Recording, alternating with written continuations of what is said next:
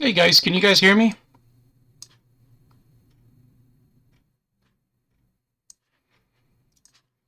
Good morning, everybody. Good afternoon, good evening, wherever you are.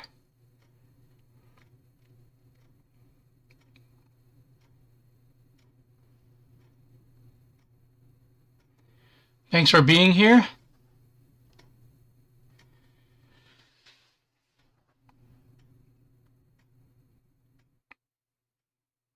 So I hope everybody had a good week after Easter. I hope everybody celebrated, spent time with with their family, and had a good week. So today we're going to continue building the Tamiya TT-02 Type-SRX. And last time, I kind of abruptly stopped at step 19. I thought I could get all the way to 21, but I abruptly stopped at 19. So we'll finish it up today. We'll finish up this part. My hope is by the end of today, I will be able to get at least to, let's double check. I think we can get to the electronics. Like we can finish the dampers and get to step 29. That's my hope for today. We'll see if that works out or not. Dampers are kind of finicky, but these are kind of the easier ones. We'll see what happens. If I lose an E-clip here or there, stream might go a lot longer. So let's just get started with step 20, and then we'll go from there. In step 20, we get to do something that I love doing. I'm being sarcastic. Actually, could you guys confirm that there's audio? Can someone type in chat that you can hear me, please? Awesome. Hey, Sergio. Good to see you. Let me see if I can... the pole is blocking my way. Did I close it? Okay, good. Cool. Good to see you, Sergio. So, I know the weather is good where you are. I think. I haven't looked outside this morning. All right. So let's build some turnbuckles. So normally, and I used to do this myself, is to build these turnbuckles by hand and with the pair of pliers or whatnot. So that is the correct shaft. I believe these are the correct ends.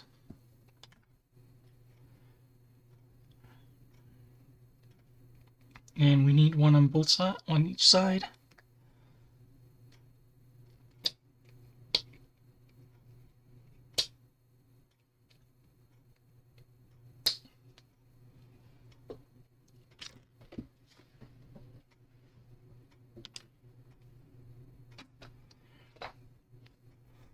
All right, and then, you know, sometimes we use just pliers to hold this part, and then we spin it by hand. And that's really hard for me. See, it kind of moves.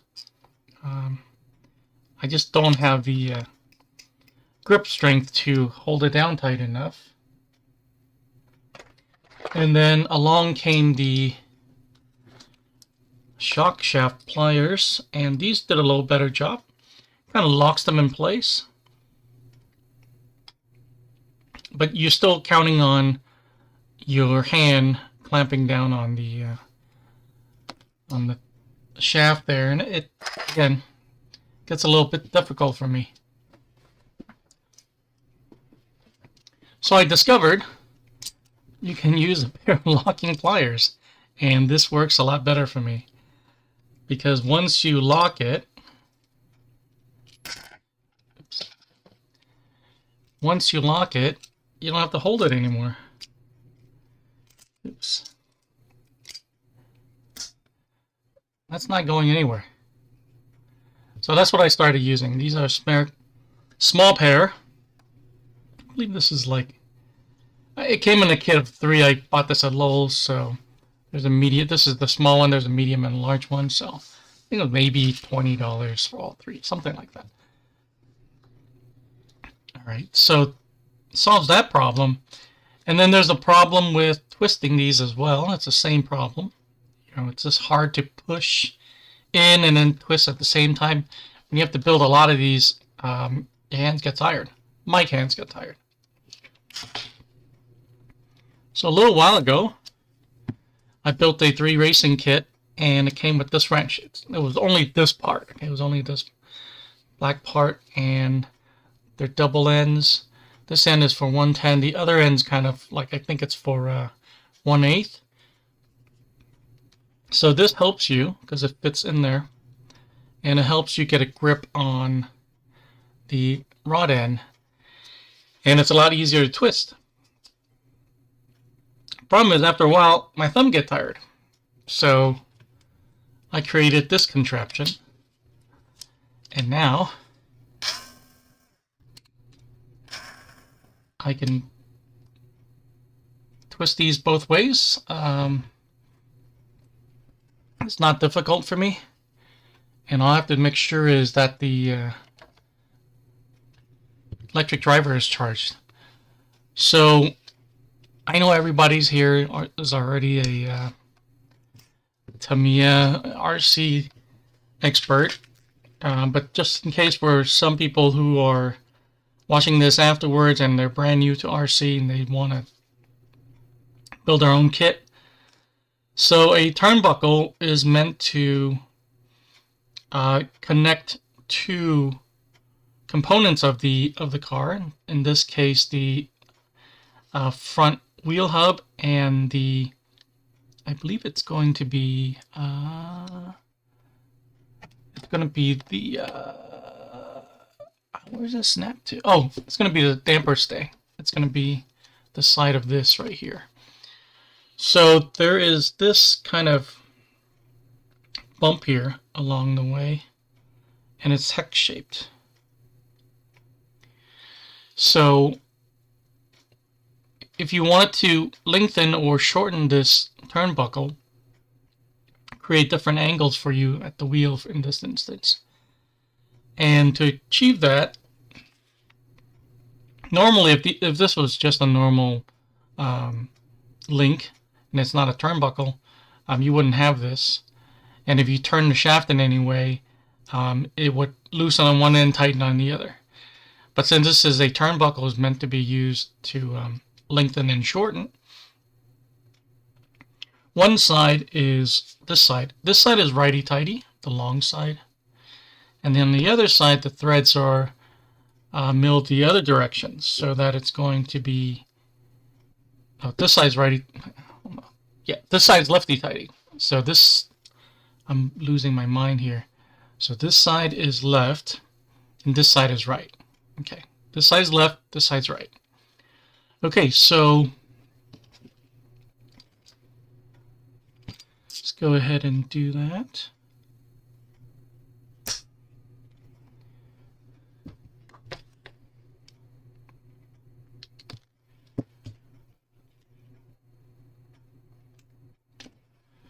And this side is the short side, it's that side, so I'm going to turn it. And okay, see how easy that was? Didn't even budge.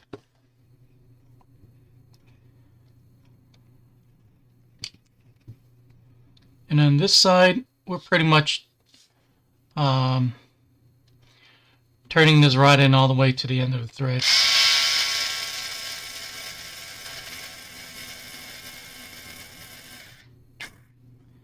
So if anybody's good at 3D printing or plastic injection molding, if you make one of these, I think you can sell quite a few of them.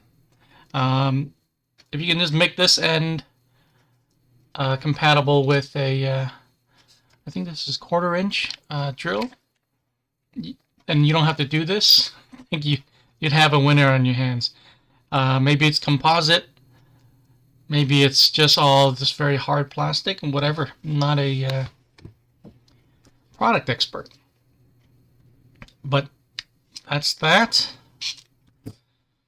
So let's see. We need to build two of these, and one is left and one is right. There's a couple important things we need to look out for. One is that the gap between the two ends needs to be 15.7 millimeters, and then the two ends themselves are alternating in orientation. So let's see how close I got. 15.7.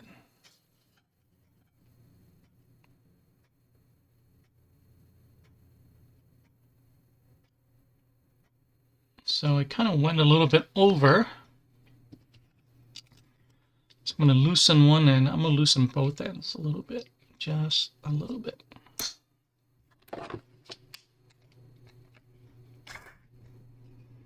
And this side is the other direction.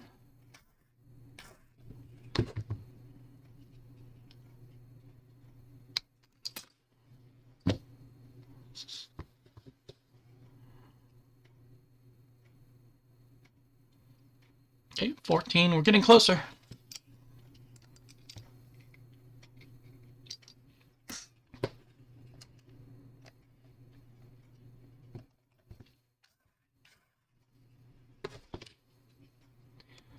Okay.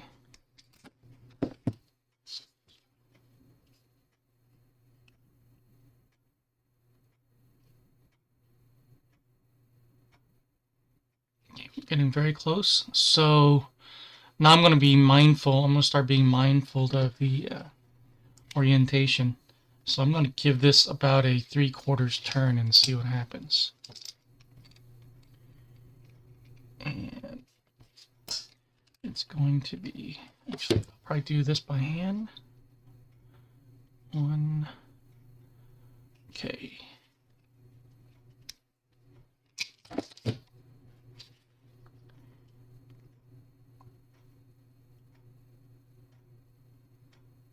That's pretty darn close. 15.7. This is 15.35. Let's see. Gave it a half turn.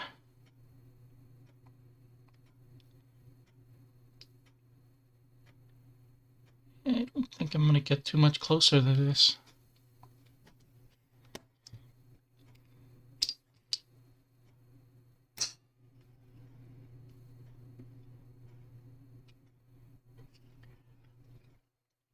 And this is why I don't like building turnbuckles. A lot of back and forth. Alright, this is pretty close. 15.78. 0.81. So this is probably as close as I'm going to get. And so this is going to be my right link. Notice the whole orientation. Alright, start the second one.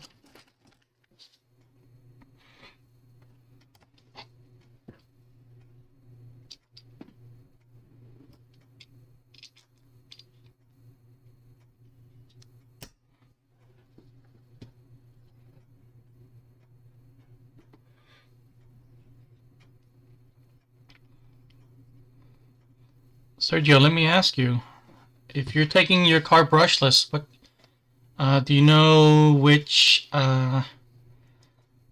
brushless combo you're going to use? Is it going to be sensored or sensorless?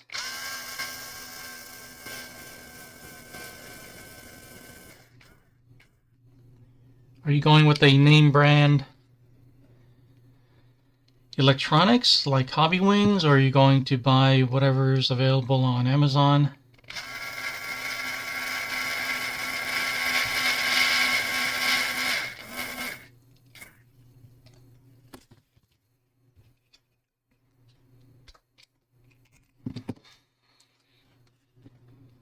I'm pretty sure I overdid it on this side. Yep.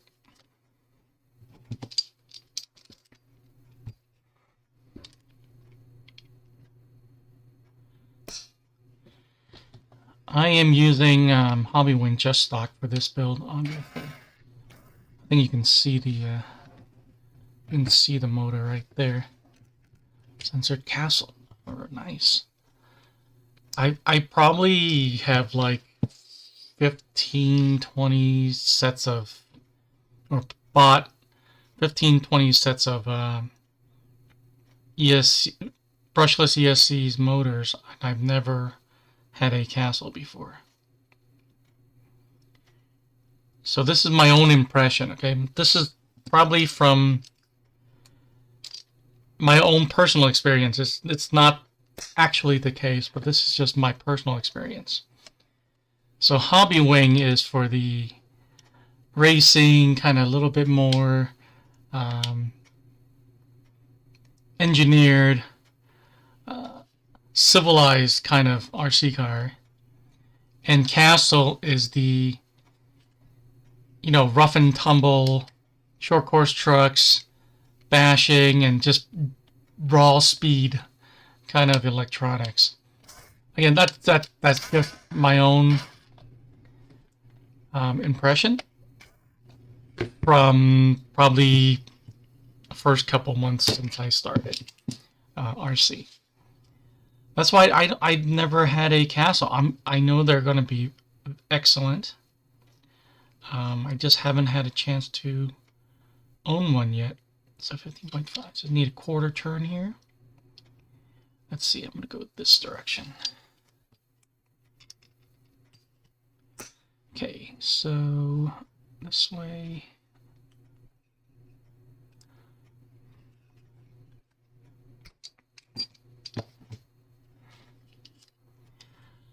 What castle system would be good for a TT-02? I'm just curious. I don't know anything about that line. It's like Mamba X, and I always think they're all just like super powerful. Like you pull the throttle and it's just gonna dump everything you got. There's no finesse in the electronics, but I'm sure I'm wrong. Okay, so we've built those two links. And just let me make sure I have them correctly. This is the right side. Racing, maybe Reedy. Oh, nice. I like Reedy electronics as well. Did you know, Sergio, they have an exchange program, Reedy? I've done it a few times. It's not a great discount, but it's discount is a discount. So not everybody knows about it, so I'll just tell you. If you already know, it's fine. So it's Reedy Exchange Program. It's kind of like the Traxxas Power Up, I think it's called. So you can take your old electronics, working or not, and trade a 1-for-1 for the same electronics. So if you trade in a servo, you can get a discount on one of their servos. ESC motors. They also have chargers. They actually have a starter box for nitro. Brush motors, brushless motors. They have program cards. You name it, it's on there. They don't have batteries. I wish they had full kits, but they don't. There's some other stuff. I wish they did batteries because you know, it's obvious they don't want people shipping LiPo batteries to them. Yeah, and I've tried it like 3 times, and I've got some really good stuff for it. The last car I built, the 3 racing kit that I built, I had the 600Z system in there, and it's great. Save some money. It's a little bit cheaper than Hobby Wing. You know, Hobby Wing combo is at least, like, this combo is probably the, well, yeah, it's the cheapest combo. It's one of the cheapest combo. Quick Run's about the same price. But you're going to get it anyway, so might as well save a few bucks. And the Hobby Wing combo is 109 right now, 110. So this is the right side. Okay, so I need to put drive shaft. Trying to figure out what this is. Oh. So the drive cup has two different size cuts here. This is the narrow one, and that is the wider one. And they just want you to note that you would insert this into the wider one. It's pretty obvious it won't fit the other way, so yeah, it won't fit the other way. So it has to be this way. And then this side, we're going to put a pin through the arm and then through the C-hub right here.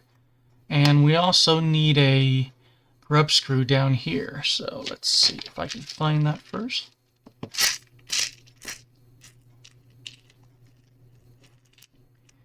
It is a dark color grub screw, I believe. So it should be this one right here.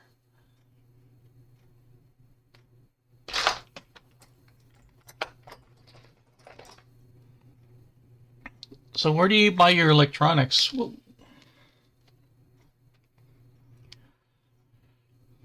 you buy it on the store, Amazon, eBay, AMain, or others. I buy most of my electronics online. It's kind of one of those things that I buy online. I usually buy all the kits at the store. I think there's just more selection than my local hobby store when it comes to 110 at least. Electronics. So we need to put some grease on this end.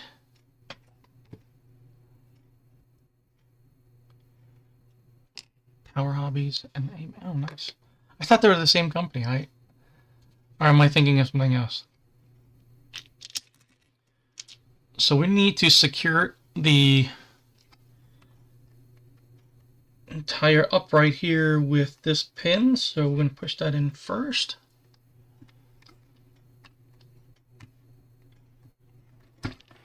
Okay, and this grub screw will lock this pin in place by kind of butting itself into the center of this rod here. There's an indentation there. So that grub screw is going to lock this pin in when I screw this in. And I don't think I have the right pin. This is a little bit longer than it needs to be. So let's make sure I get the right one. I think it's going to be this one.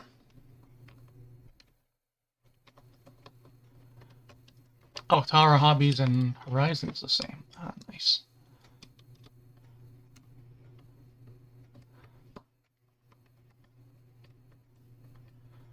I buy some stuff from Horizon once in a while. Not a lot. They have a pretty big selection of Tamiya kits. Stuff that not terribly expensive, like a TT-01. You know, just a special body that I want, I can just usually just buy it there. But the more expensive kits I like to buy from my local hobby shop. Okay, so this was the right link, and we need to make sure that this is pointed towards the car. So this is going... Did I miss a step?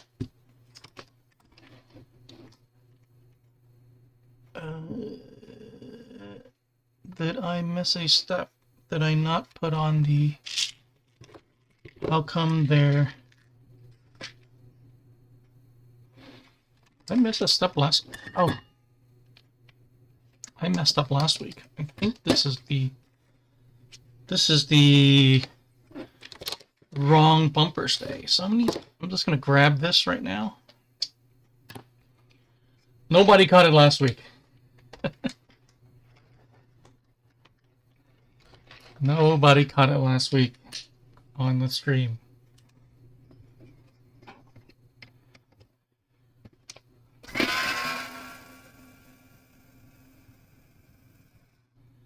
I will go back.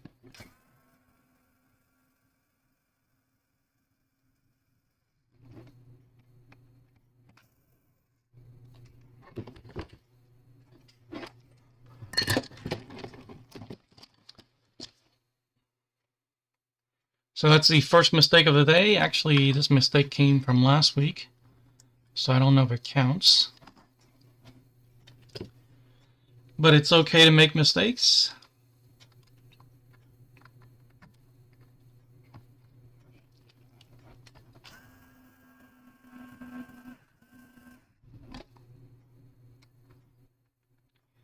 All you have to do is disassemble and reassemble in the correct way.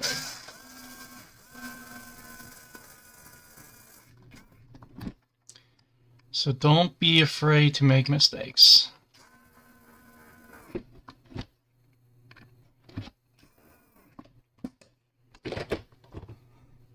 I'm speaking to people that are already good at building kits, but I picked up the wrong one. I'm talking too much. I'm not paying attention. Did I pick up? No, this is the right one. So that's what I'm going to blame it on. Just having to narrate. And let's make sure I put this on the right. So we're going to put the rod end here. And it's going to be this side.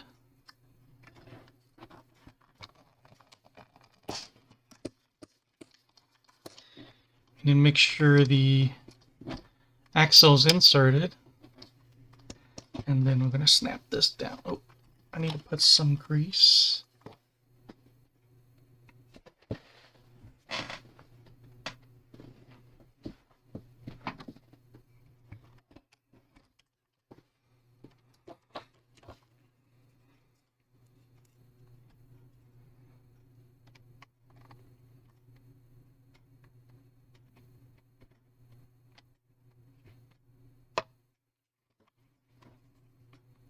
I have a feeling this is not the correct one.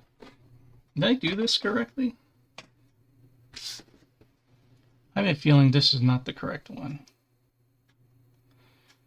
Yeah, it's not. I don't think. Yeah, because this end is up. I got the wrong one. Alright, mistake number 2 for today.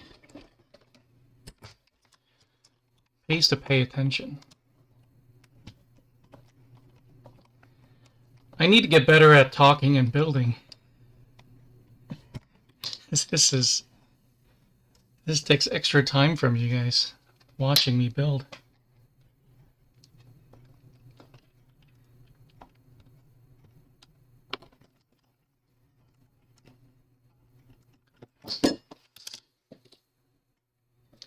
Yeah, one's right here. I've built 1,000 of these and I've never seen this ball stud on the opposite side, pointing down. That's how I knew. But then this one is in the wrong spot too. I built something wrong. Let's see. I have to go back. So my mistake goes all the way back. So let's see. What did I do wrong last week? And for this side,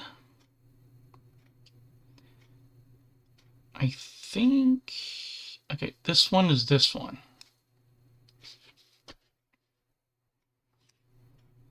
I think I just put these on the wrong ones. I think I put these arms backwards.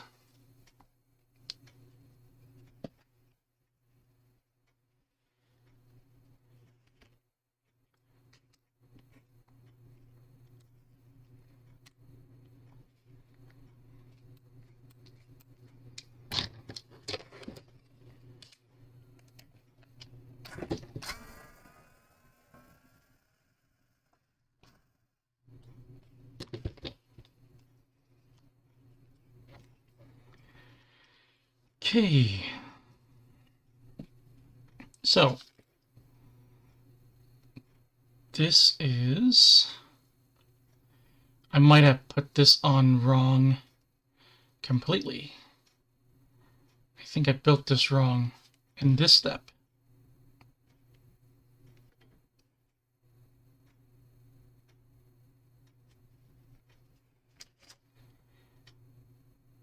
So this one is this one.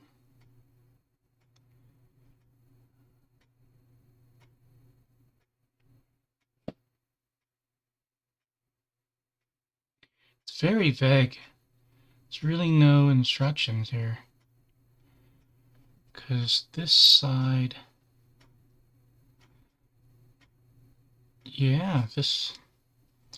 So this is wrong. Gotta take half of this thing apart. We'll see. Ouch. No worries.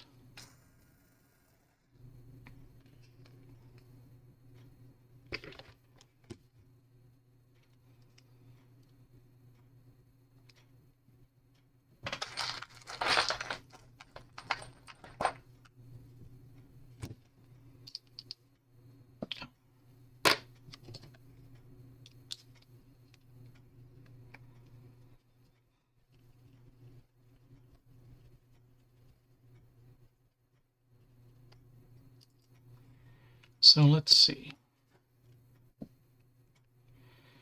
This side. So can I just flip this? I think I can.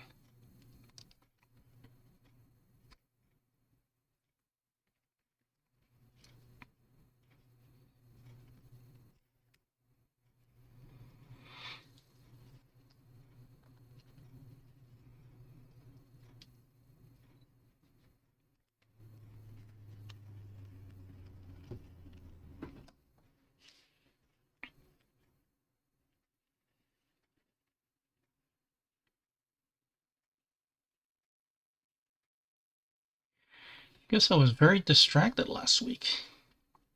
Here we go.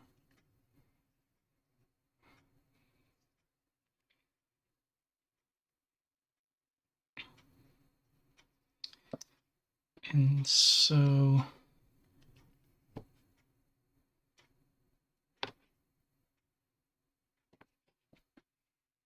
this, and there was a little, there it is.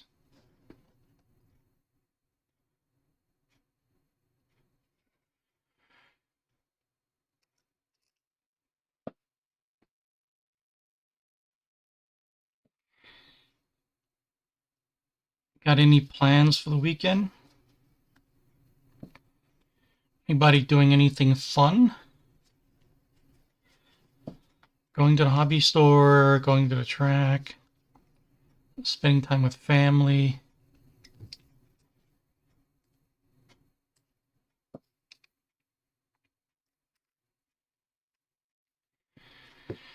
I think after this I will go to the track and just hang around a little bit. Maybe get a car wash on the way. Get a Starbucks or something. You know, just enjoy my Saturday. And then have a nice dinner. Okay, so now this one is this one. And this one goes here like this. And I finally think I have it correct now. Now, oh, watching Netflix. Oh, what are you watching? I finished watching something recently. I don't watch that much TV. I watch a lot of YouTube, ironically, right? Spend most of my day watching YouTube and Twitch if I'm going to be in front of a computer. Oh, geez. Serge, are you old enough to remember Blockbuster? Or been inside a Blockbuster on a Friday night?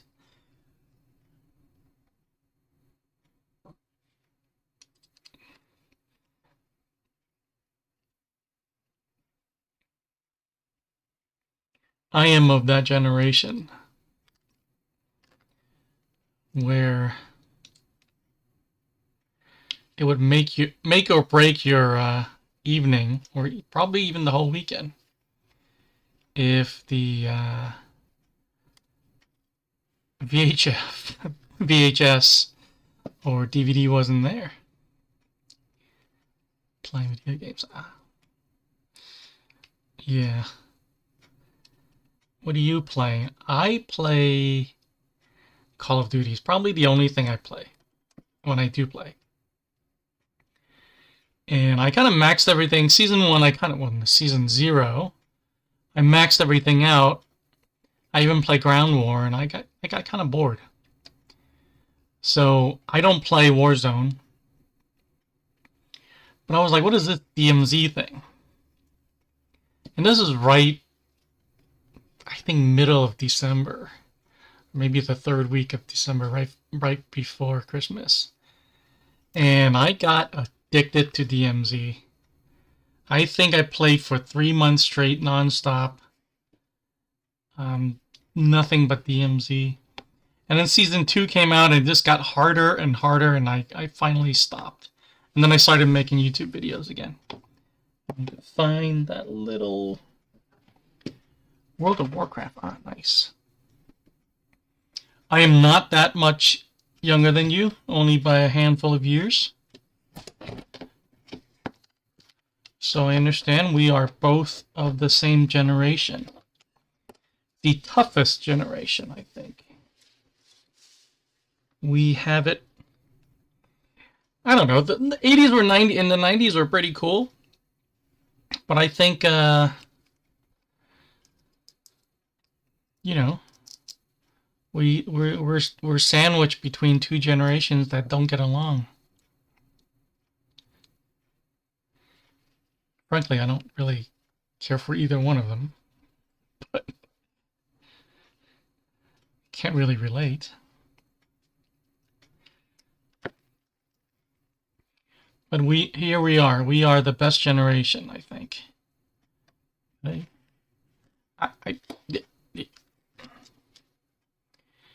Music Plus. No, I don't. What was that? I grew up in the West. Oh, you grew up in the West Coast. Music Plus. What is that? Remember MTV? Remember, what's that second music channel?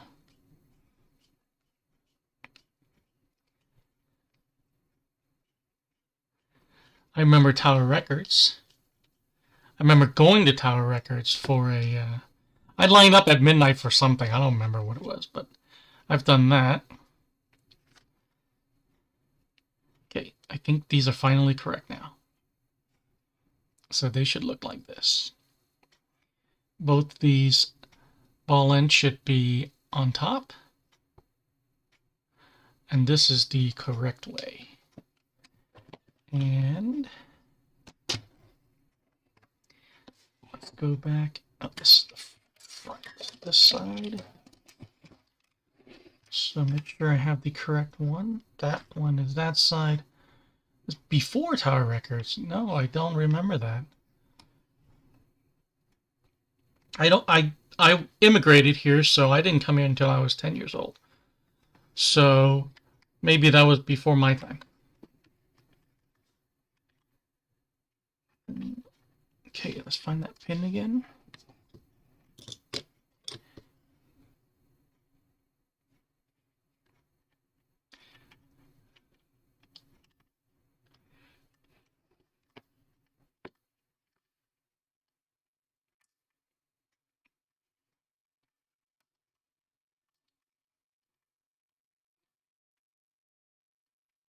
So there we go.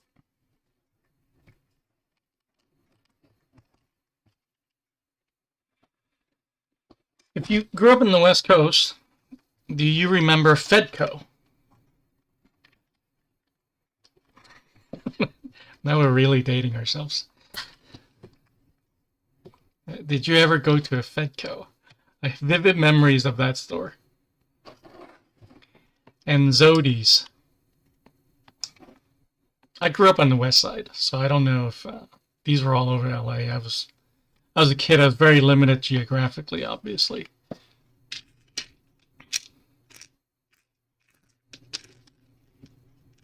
Ah, cool. Fedco membership. Ahead of its time. It was the Costco of the day, I guess. So back then, I think I had one toy store near me, but they didn't really carry anything. The only hobby store was like, that's West LA, I think Pico or something. But driving to Toys R Us was a huge deal. Toys R Us in Culver City, I think. I mean, getting my mom to drive us to Toys R Us was a huge deal back then. Now we take everything for granted. I can drive to the hobby store anytime I want. I don't know if that's a good thing. About two guys. Yeah. They had the good guys back then. Circuit City.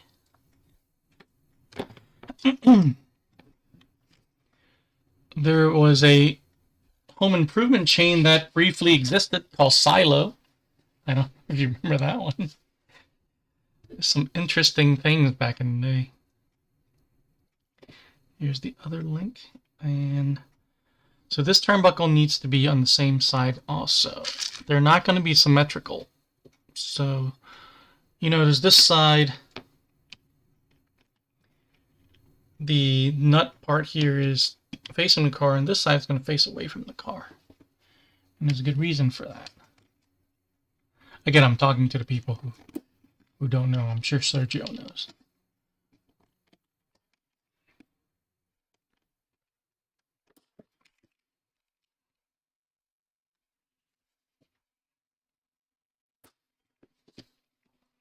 Builder's Emporium. That's awesome. No, I forgot about that one. Oh, that's awesome, Sergio. Thank you.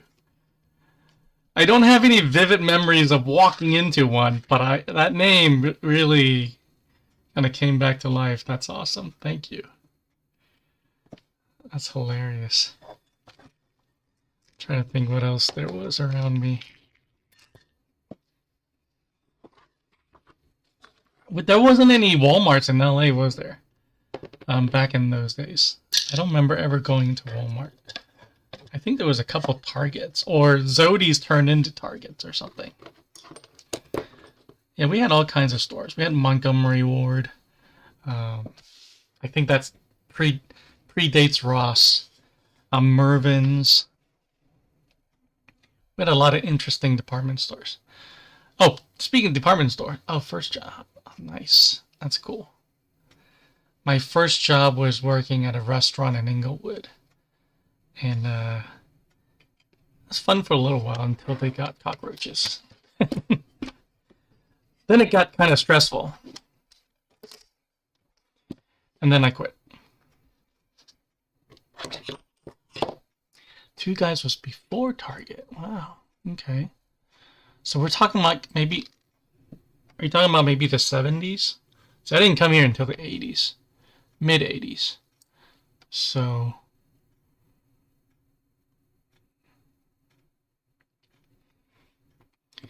Don't forget the grub screw that locks in the pins.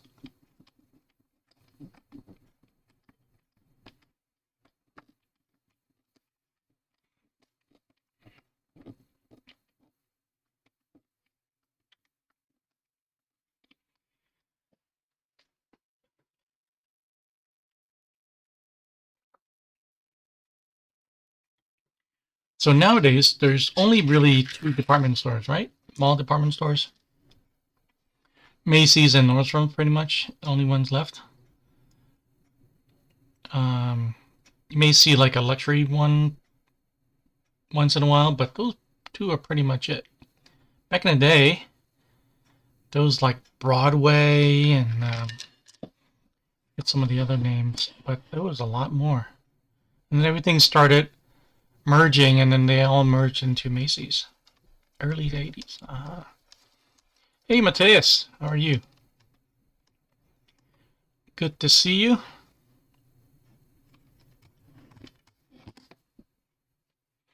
Yeah, I think I came here when I was it was 84. And then I was very young. I don't know what store I was walking into until, you're a little bit older. Start working on the rear. All right.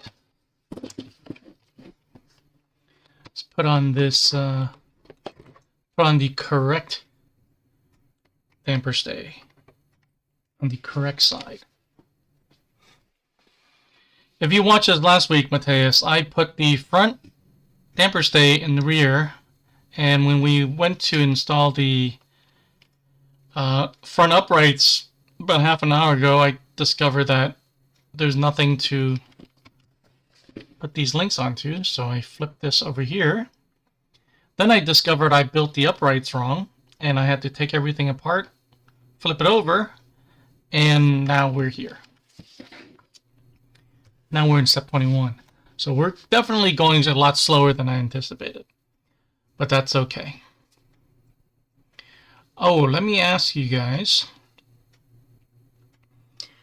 Next week's stream, would you guys be interested in watching kind of a setup stream where I take out my setup kit and I kind of put this car up and then I make adjustment to the toe, camber, and show where all the different adjustments are? And would that be interesting at all? Like a race setup video, basically.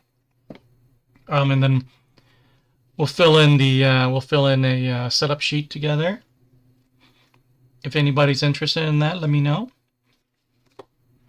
That was my plan for next Saturday's stream, at least for right now. And then on Sunday, I bought a TT-02 clone.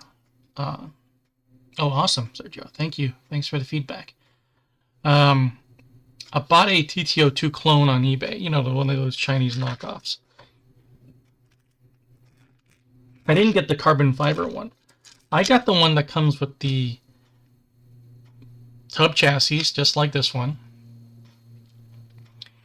The thing that made it special was that all of the aluminum bits, the arms, I'm trying to think, the shaft, obviously, the damper stays were aluminum, the wheel hubs, the entire hub was aluminum.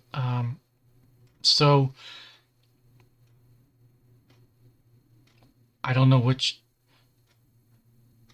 is the yes to. Sergio, you gotta be a little bit more specific. I don't know what you're answering yes to no to. You can help me out here. Okay, so let's concentrate. MA1.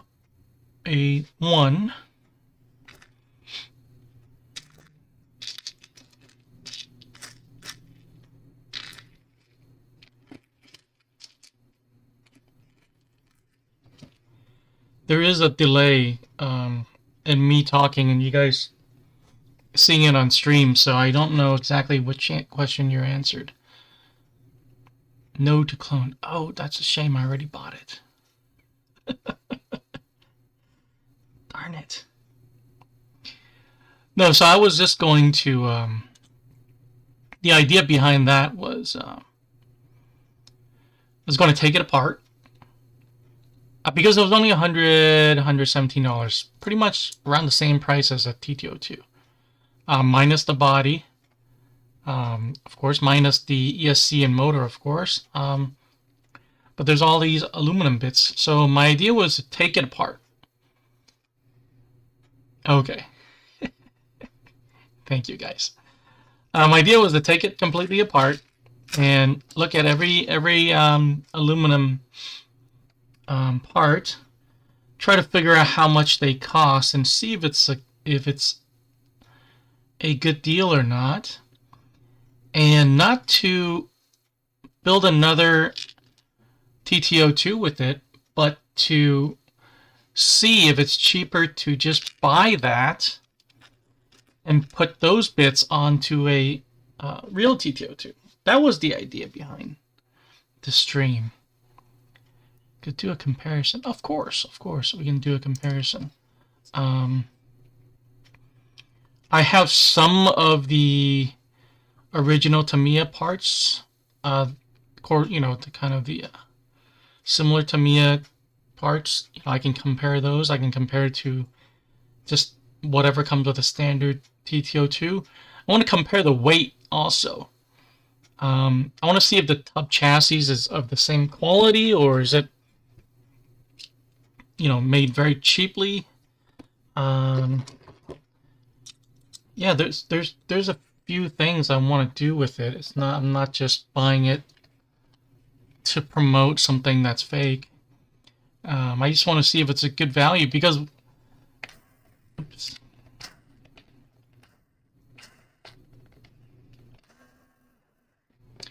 Because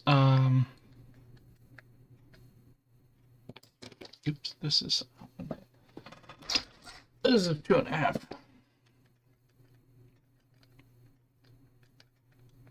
Aluminum hop-ups are so popular, and they're so expensive. Even the Racing ones are expensive. So I thought, here's basically a $130 set of aluminum hop-ups, and the Racing equivalent kit, aluminum conversion kit, is $250, and this is like $117.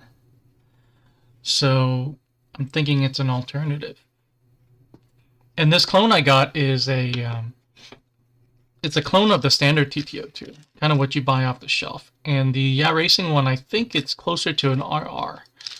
I looked at what came in the kit, and I think the Racing is a clone of the Type RR, which is a whole different animal.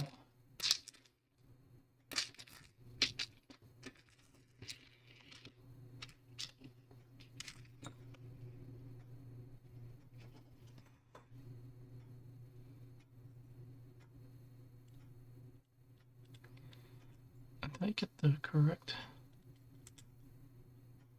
Okay. Yeah, I think that'd be informative.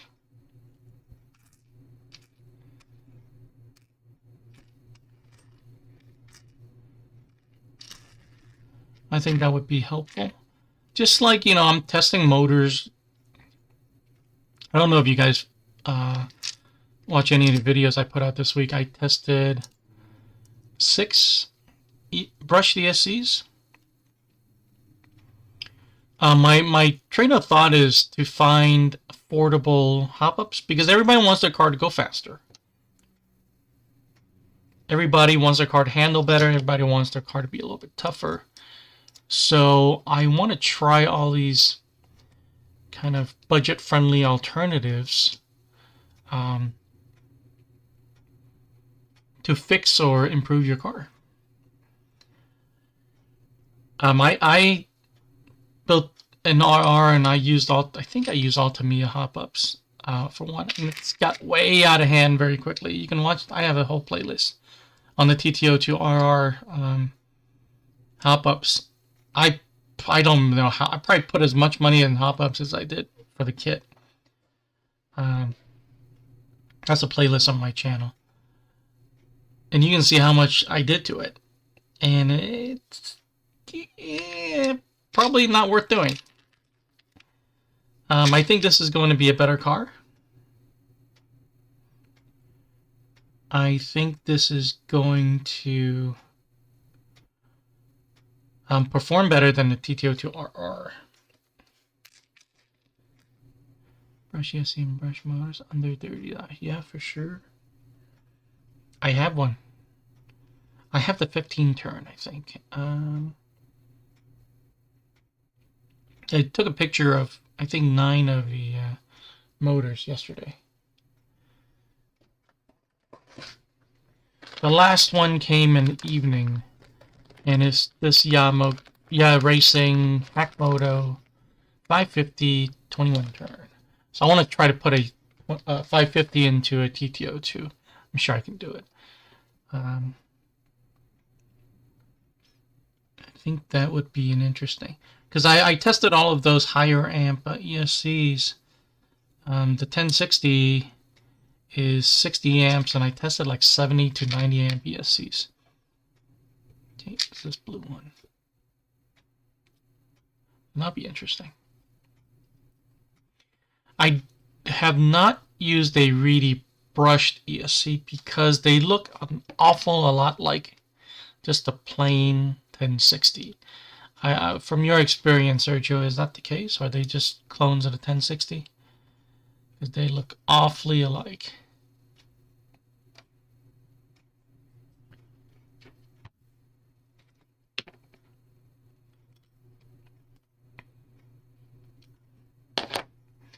Yeah, that racing motor is $16, I think, on Amazon.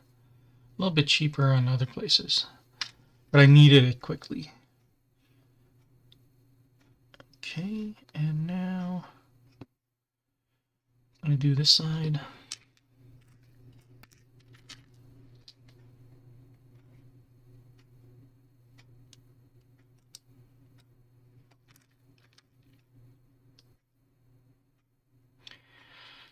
Mateus, where do you buy your... Oops, I need to pay attention. Where do you buy your electronics? Do you go to the hobby store, or is there a go-to website for you where you are?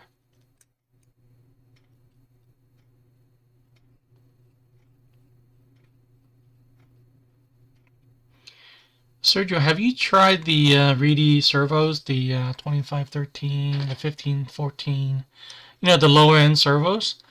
I thought they're pretty decent, and I think they're the same as a ProTech, the lower end ProTech ones, and they're cheaper.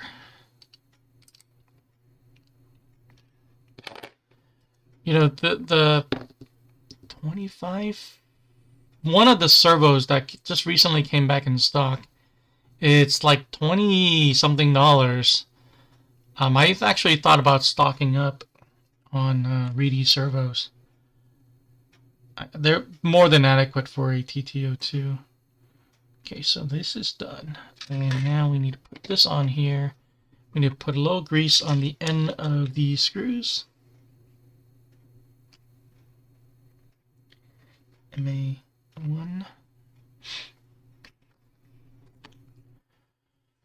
I try to support my local hobby shop as possible. Sometimes I order from like Tamiya. Okay. Very cool. Where's Tamiya based out of? I'm sure it's in Europe somewhere, but is it the Netherlands? Is it I'm wondering where that website's from.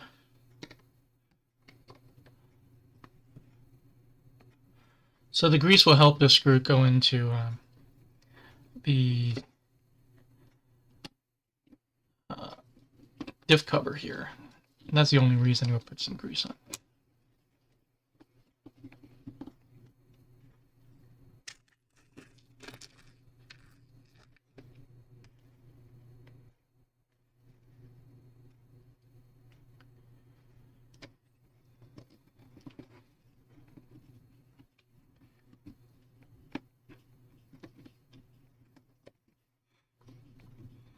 Do you guys build other kits besides Tamiya, or are you guys just Tamiya fans 100%? Hobby shop in Germany. Cool. That's awesome.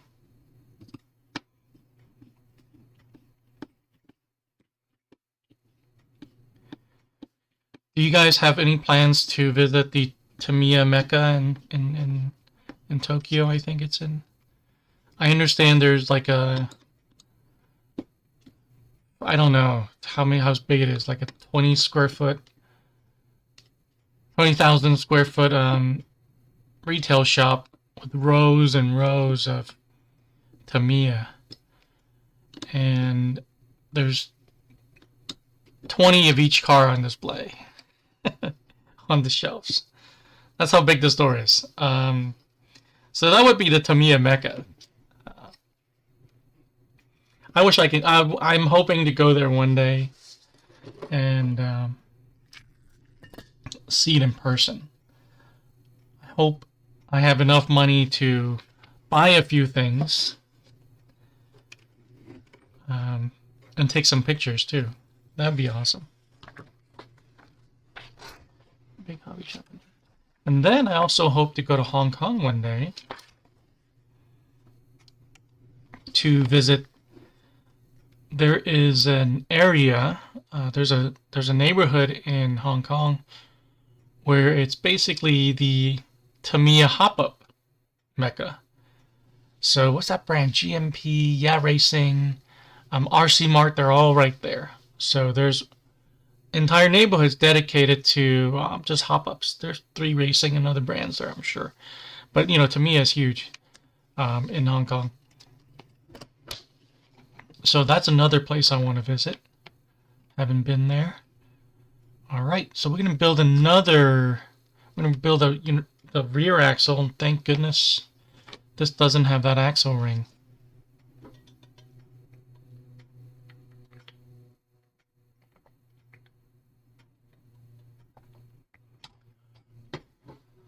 Until when I was young, now it's the other way around. Yeah. Nice, Mateo. So you're going to build that new Dirt Master from Kyosho? It looks interesting. But I think I'd rather build a 4-wheel drive buggy than a 2-wheel drive. I cannot drive a 2-wheel drive buggy to save my life. I proved that to myself when I was racing at OCRC back at, a few years ago. 2018, I think. Man, it's 5 years ago. And I just couldn't improve. I just couldn't do it. And I couldn't afford a B64 at a time, so I kind of just gave up. Because it was just embarrassing. How bad I was. But that's my story.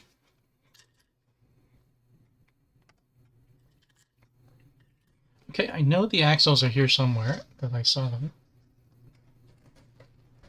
The dog bones. I will build one as soon as I have money to buy one. Nice. So I have my eye on... I was at the hobby store yesterday. I have my eye on the Phaser Rally conversion. It was $99 and was sitting on the shelf. However, I think end of last year, end of last year I sold a lot of my, I think I sold like 20 something cars end of last year just to make room. And I sold the Phaser. I had a Phaser Challenger. And the reason I sold it was because it was an odd wheelbase. It wasn't a 257, it was longer than 270 something. So there are very few, options in terms of body and stuff. It was just felt very limited. So I sold it in hopes of maybe picking up another one later on that maybe had like a body I really like, a new style. But then the Rally conversion came out. And I really want that. Because I'm really big on Rally right now, as you can see. I just built the XV02.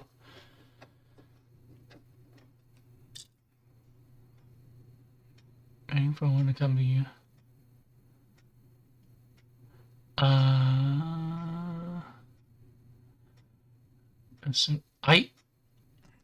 The Dirt Master is available in available at local hobby shops. My shop got one. Not interested, so I didn't buy it. Otherwise, I should probably just buy all the Kyoshos on the shelf as collector's items. I collect mostly Tamiya stuff, but I know the Kyosho stuff is pretty collectible as well. I bought a Phantom when it came out. That pan car, it's sitting on the shelf. Really want to build it, but I know it's going to be worth more sitting in a box. Yeah, I got the longer wheelbase. Unfortunately, shouldn't have. I just bought it because it was a Challenger, and I was driving a Challenger at the time. Driving a 1-to-1 Challenger at the time.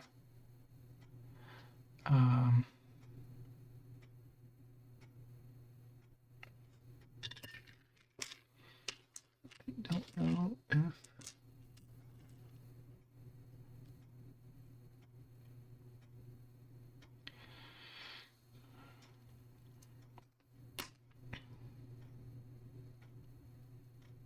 Oh, I have not seen it online. Well, if you want to drive to Ontario, my local hobby shop has it. Okay, we need to put a grub screw in there. I'm going to guess it's the silver one that I saw earlier.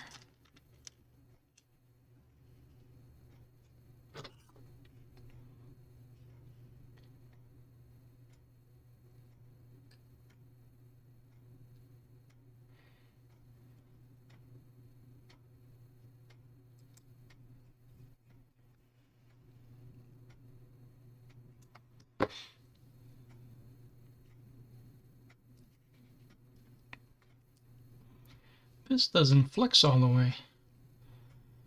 Huh.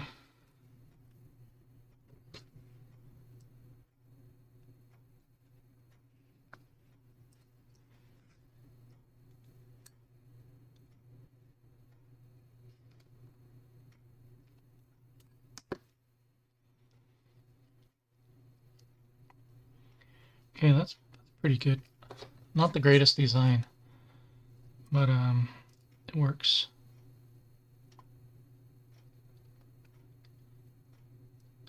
$30 drive. Yeah. I'll tell you what, I'll drive to Lomita and you drive to Ontario. You never know. Pacific Coast is a pretty big Tamiya store. They probably will. Well, no, not Kyosho though. Yeah, they might have it.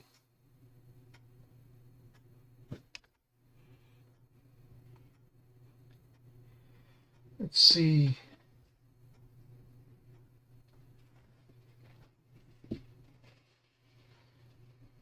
Is the lighting better this week? I feel like it's a little bit brighter. No? I don't know if you guys notice. I just turn around and look at the other computer and I notice it seemed a little bit brighter. The only difference is I closed the blinds this time. I thought natural lighting would be a cool look, but I actually made the screen darker. Swing shaft. There's only one left, so hope I got the right one. Here we go.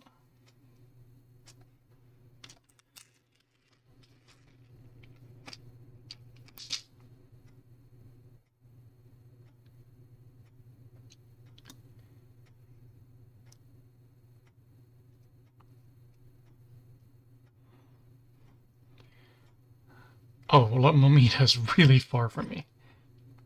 The only reason I know about that place is because I sold a house in Lomita once. I'm a real estate agent.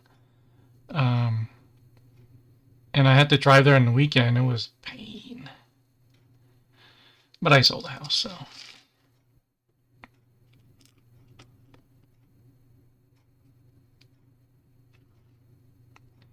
This doesn't feel like the correct pin. I remember you said you live somewhere in Whittier, I think, Sergio, if my memory serves me right.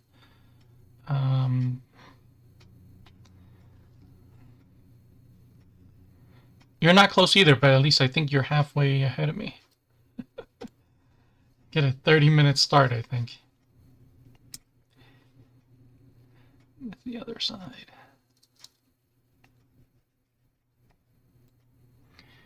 I would go there, you know, check out their Tamiya stuff, and I just like the people there at Pacific Coast. They're just genuinely good people.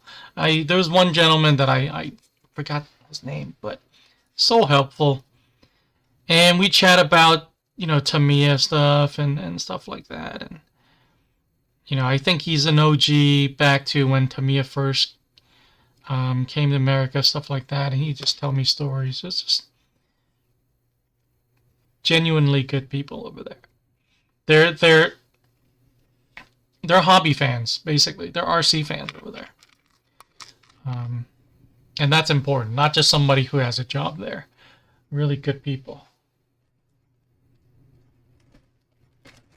I don't have much bad to say about anybody, about any store, really.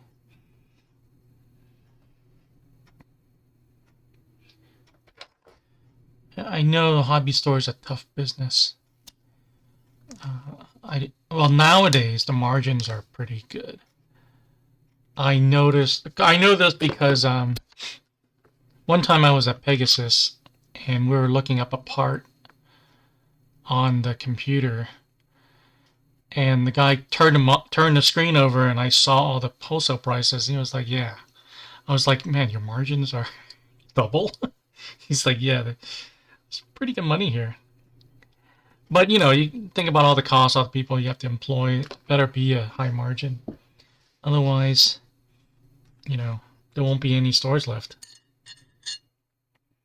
Especially Horizon stuff. Horizon stuff, it's $400, SCX10 or something, SCX3 or something. It cost them like less than $200, and that's great.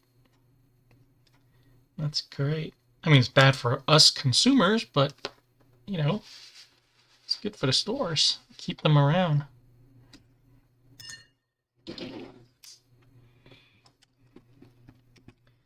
I don't know about Tamiya stuff. I don't know about the other brands. I know Horizon. I'm sure Traxxas is similar.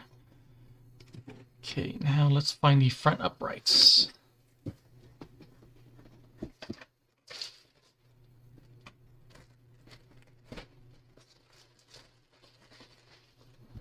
Should be these right here.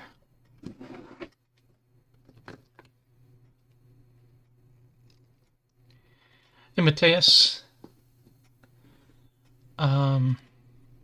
How far are you to the closest hobby shop? I'm about 20 minutes.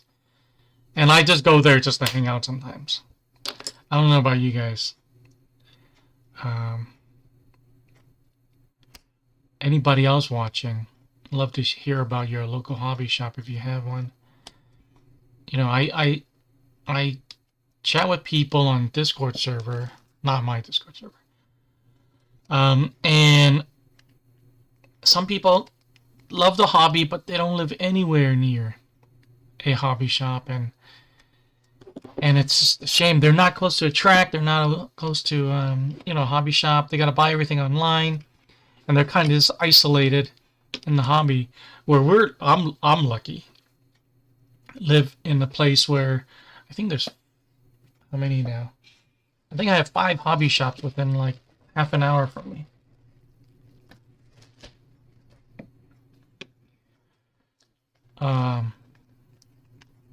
Yeah, and you can kind of say that each one has a different specialty, and it's great to have this rich ecosystem around me. So I have this dream, not a dream, kind of a retirement fantasy, I think is more accurate, that I would open up a hobby shop very close to my house, and I would only carry Tamiya stuff. Okay, maybe Tamiya and Kyosho. Maybe. And I would get kits not only from Tamiya USA, but I would import my own at very expensive, just air freighted over from Japan. Some of the rare stuff that they don't always import. So that's this one right there. So that's 18. So this goes in first before the bearing. 1 hour to my favorite store. Wow, okay, that's cool. But I bet you drive to that 1 hour store anyway. Doesn't matter. If you got the time, you're driving that hour, man. I know, I know. I know.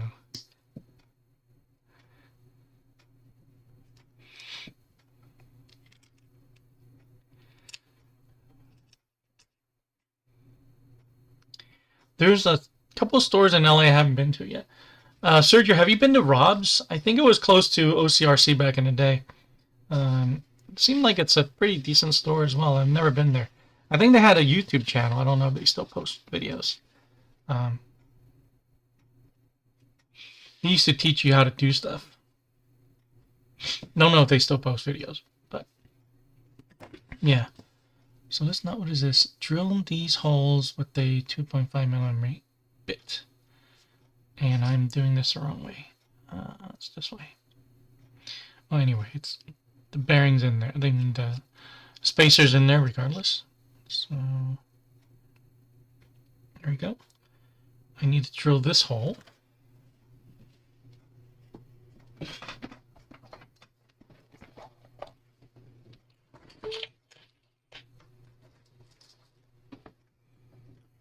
I was there a few hours.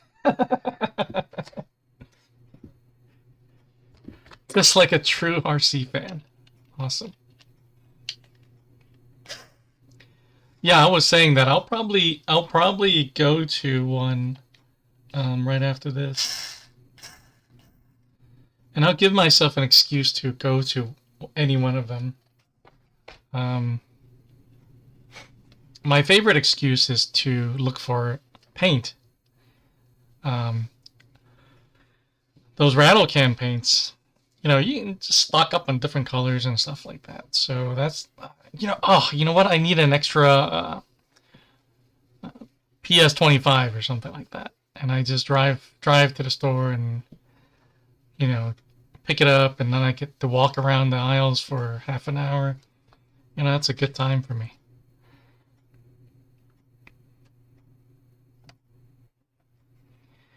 And paint cans are cheap. You know, $7, $8. I'm not gonna break the bank, you know, getting a can of paint. I need to put this washer in M11. It's a very thin one. Should be this one right here.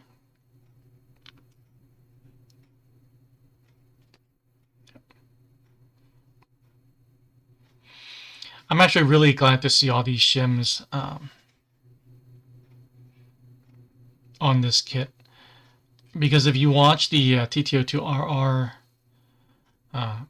series, you can see how many shims I used to just make that car reasonably good. It just took a lot. It took a lot of work to make that car decent. 16, May 11. That was the same one.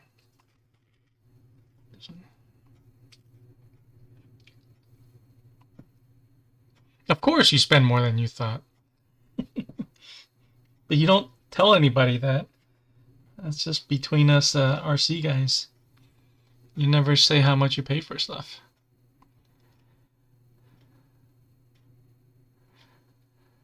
Yeah, so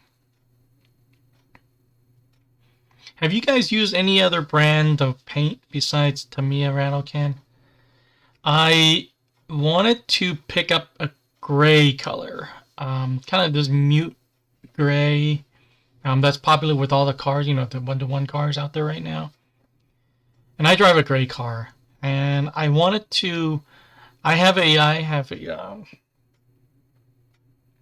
240X Boss, S240SX Boss that looks like the Challenger front, and I wanted to paint that gray. And there was only one other brand that had gray. It was called Battleship Gray. If you guys want to see it, I can take it out. But that darn can was close to $15.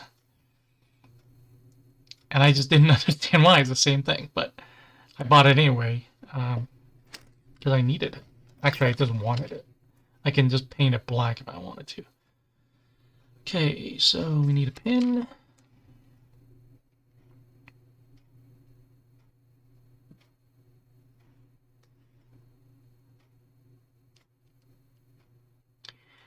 Do you guys usually buy a kit every time you go to the hobby shop?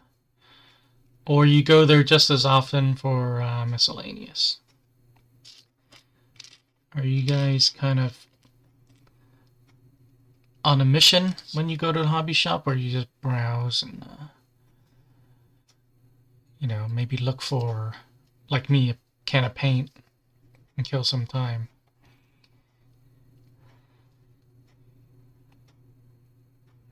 Here we go. With hard body, I mostly use automotive paint. Tamiya paint. Okay, okay. Automotive paint. Huh. I don't imagine those would be rattle cans. You use an airbrush.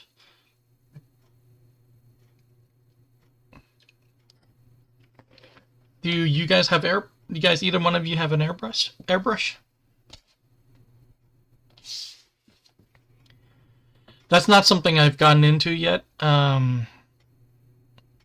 Just because of space limitations. You know, I would have to paint in the garage, and you know, because I can't paint here. And it was just be too hot in the summer to use. I paint outside in the summer. I try not to paint in the summer, period. You know, it's 100 degrees outside. You don't want to be outside. But paint dries really fast. On a mission. Cool, cool, cool. Paint dries really fast and when it's 100 degrees out. Okay, we need to do that top one.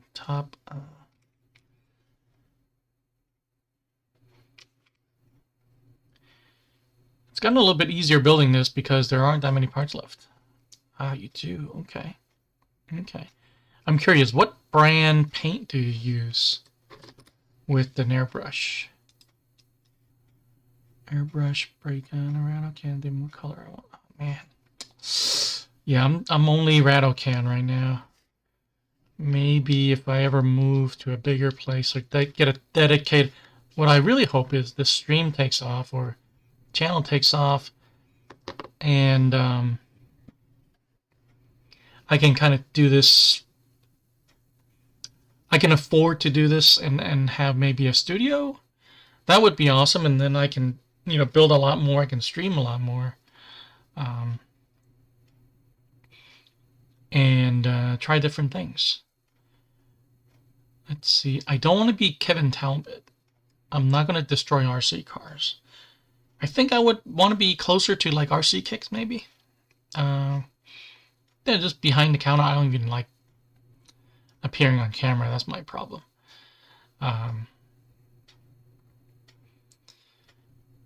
I enjoy just being anonymous. I model my channel after Razor RC and RC Networks. Those were two that I really watched quite a bit when I was starting out. Very helpful. Just focus on what's in front of them. You know, not trying to be a celebrity, YouTube celebrity. Just teaching people how to do things. I actually learned how to paint my first RC car watching RC Networks video. Very good. Nice. Do you guys have a dedicated space for RC, or it's kind of a mixed use kitchen table kind of situation? Knox for airbrush or mixed metal paint. Wow. You're a serious hobbyist. That's awesome. Yeah, guys, do you have like a workbench or extra desk that doubles as your office? What's your RC building situation? Something else I'm curious about. This table I'm on right now, more or less, is my RC table station.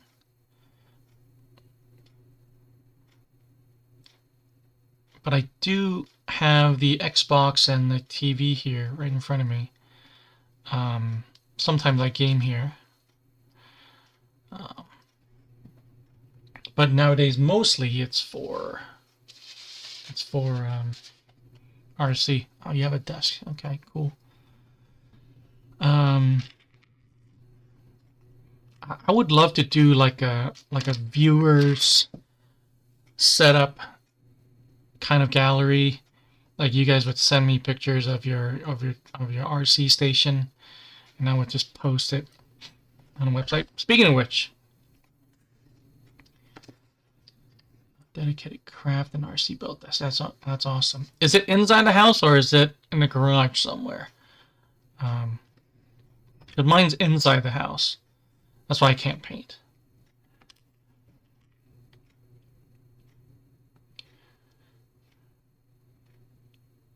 I feel like I'm forgetting something, but we'll see.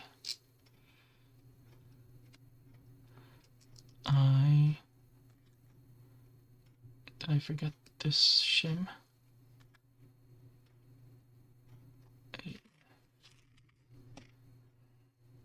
No, it's right there.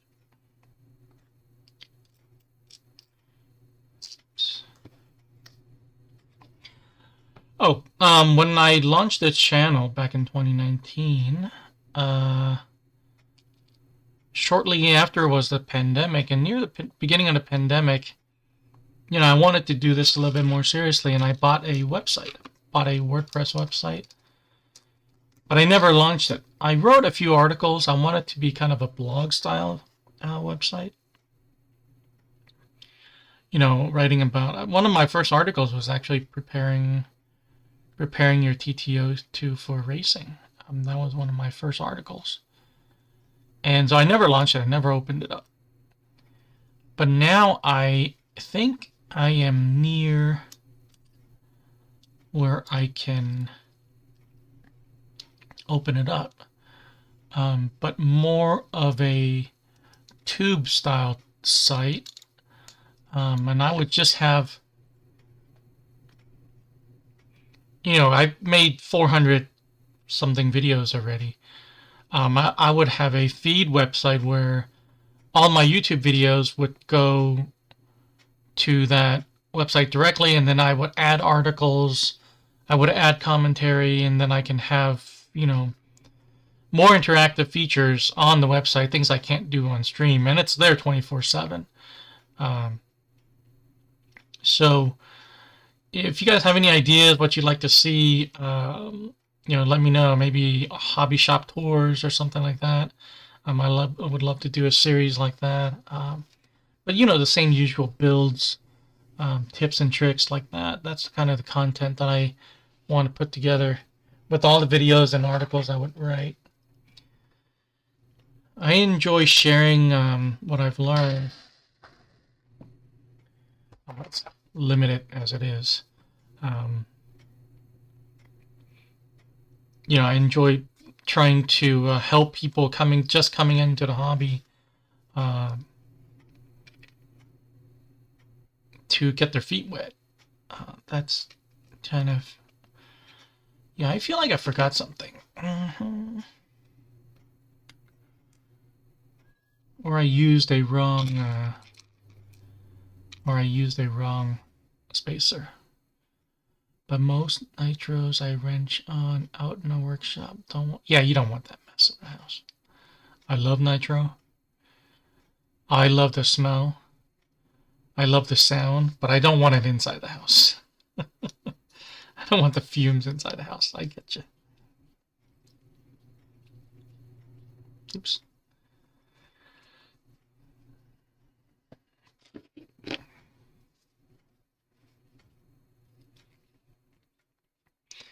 Taz, did you ever mention what nitro cars you have? I have 2, both Kyoshos. Sergio, do you have a nitro? Of course, I want to buy the Tamiya one. I think I talked about this last week. It's too damn expensive. If it's going to be in the $600 range, I'm not going to buy that. If it's $400, $500, I may do it. If it comes with an engine. But I don't want to spend $1,000 on an RC car, on a Tamiya RC car. Okay, let's build some more turnbuckles.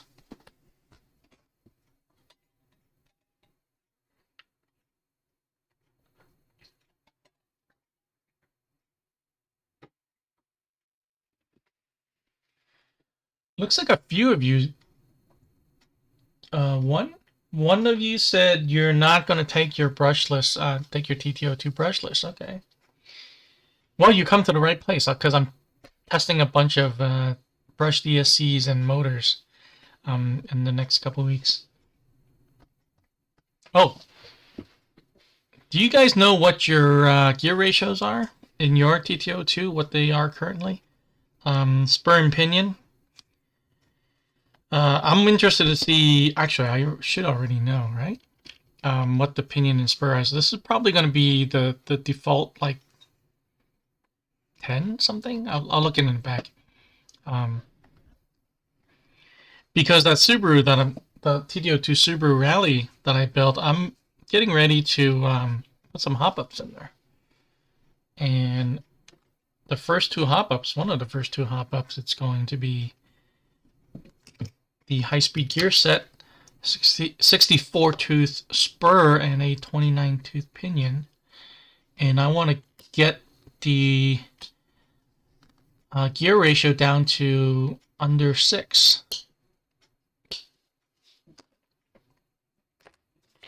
I want to juice up that I want to juice up the Subaru. Cool. I have a Kyosho MP9 TKI4. That was a RTR. That was the ready set. I haven't done any hop-ups on there yet, but I should. I really want to do that.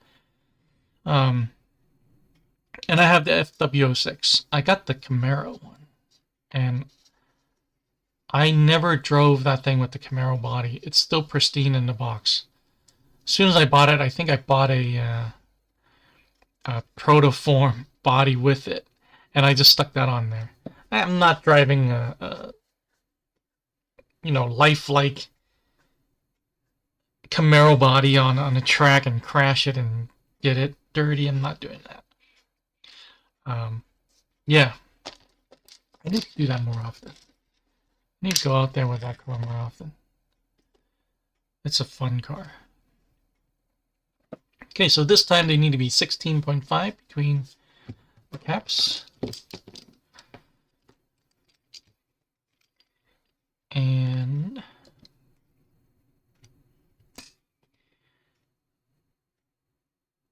this side is righty-tighty, this side is lefty-tighty.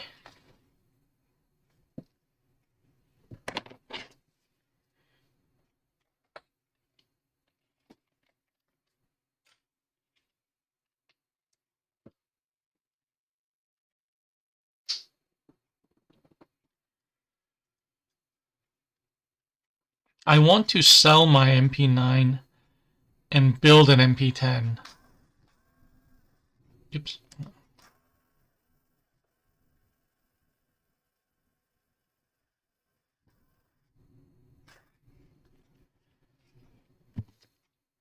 Is yours ready set, or did you build it yourself? At the ass.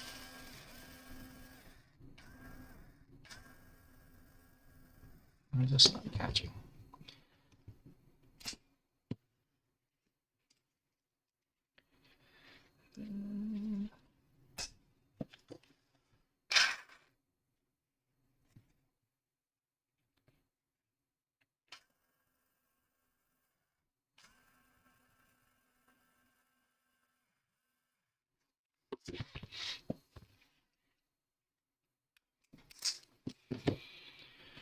So 16.5.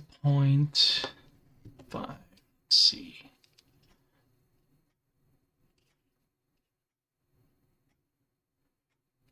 Not even close. I need to back this side out quite a bit.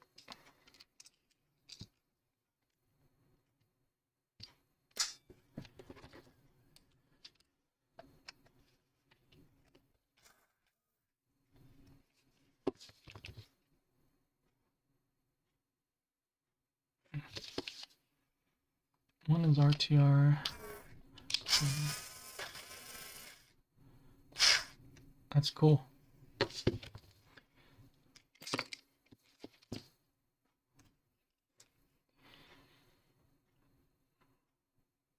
Okay, a little bit more. So back up this end.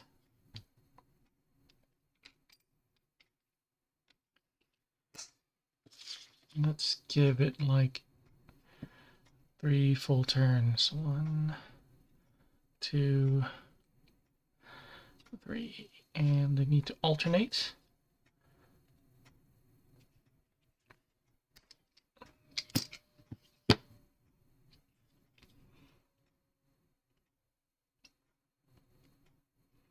.3, 16.4. That's pretty close. I'm not going to be able to get it any closer than that. So there we go. There's one, and this will be the left one.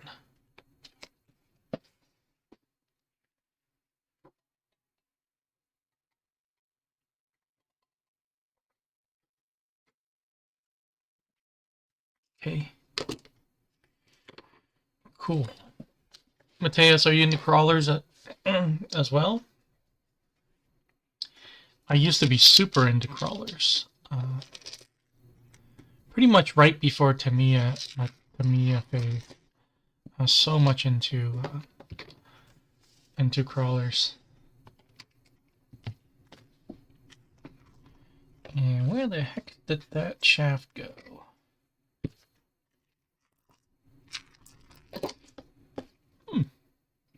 That's right here. You guys are probably yelling in the screen.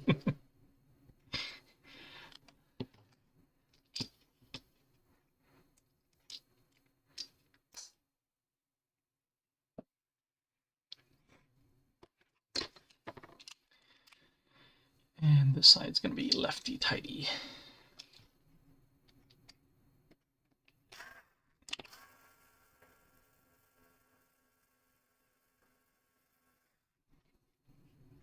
Crawlers are fun. Yeah, cool. Sergio, are you still there? Do you crawl?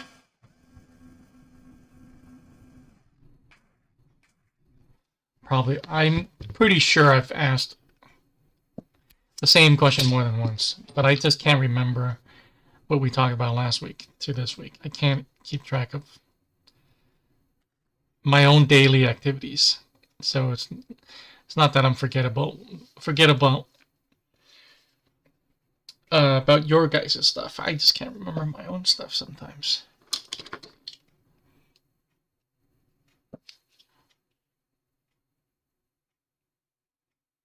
Oh, it's pretty close. Let me give this one a full turn. Actually, a half turn.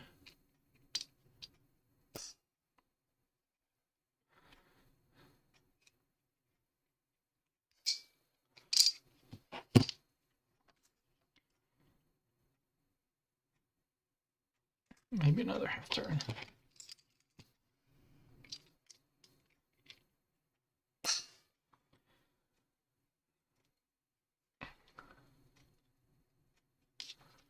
Cool.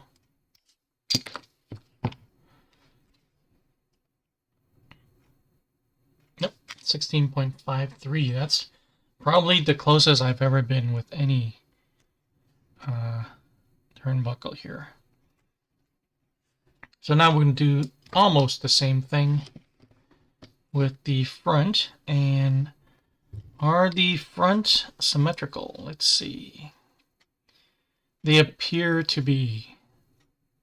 Yeah, it says make 2, so it should be the same. Okay.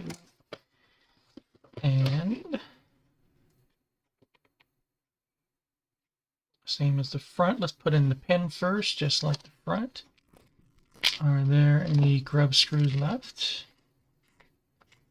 I do not see them. Oh, they're right here. They're on top.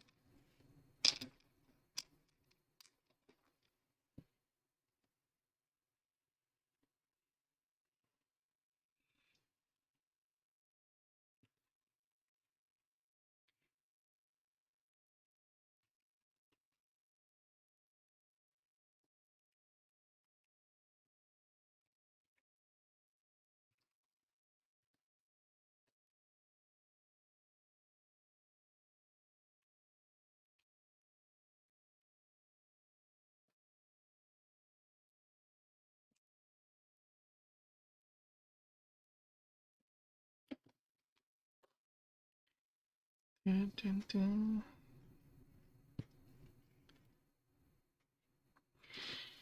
Would you guys want to see a vlog style stream?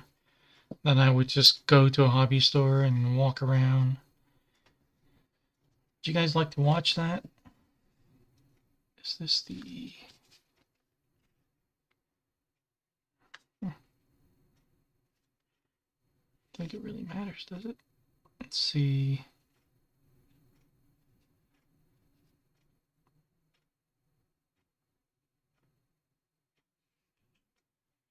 Oh, well. I don't know what the difference is.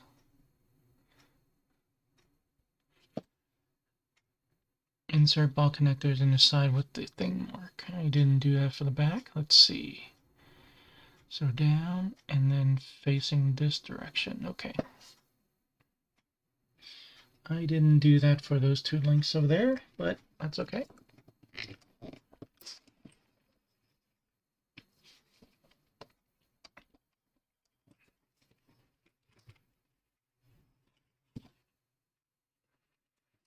Cool.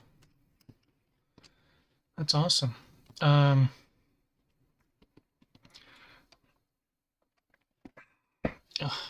It's not even I don't have the strength. I'm just going at it the wrong angle.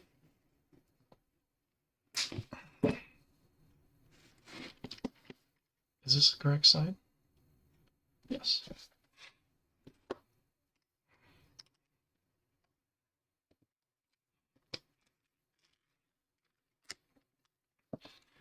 You know those shows, well, it used to be on TV.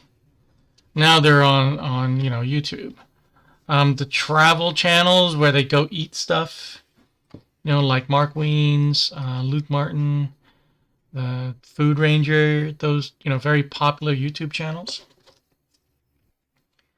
So I would love to do that for RC. I would just travel the country, go to different hobby shops, and just check out races, tracks, RC parks if there are any, meet up with some Facebook groups to see what they're into, that would be, a cool, I think that would be a cool RC channel to have. And I know somebody does that already. Probably not to the same extent. But I really like to do that one day. Just travel the country, maybe even the world, and just how cool would that be if I can go to the Tamiya store in Tokyo and live stream from there or make a video from there? That'd be awesome. And then Matthias, I can go to Germany and go to Tamiko.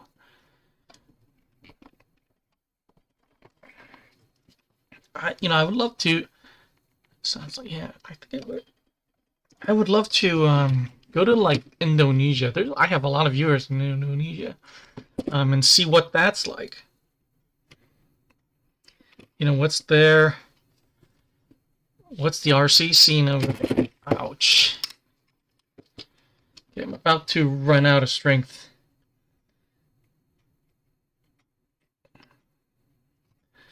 Yeah, so a RC travel channel. And I would love to, I don't know if they will allow me. I would love to go into like a manufacturing facility. God, I'm doing this the wrong angle, and it's impossible.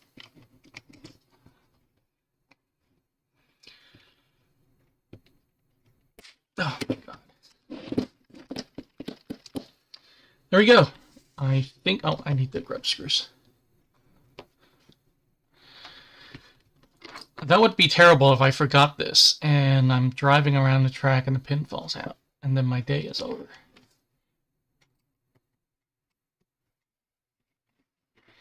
That would be tragic.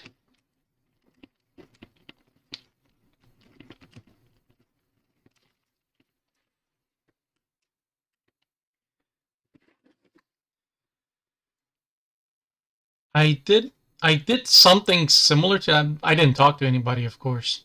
One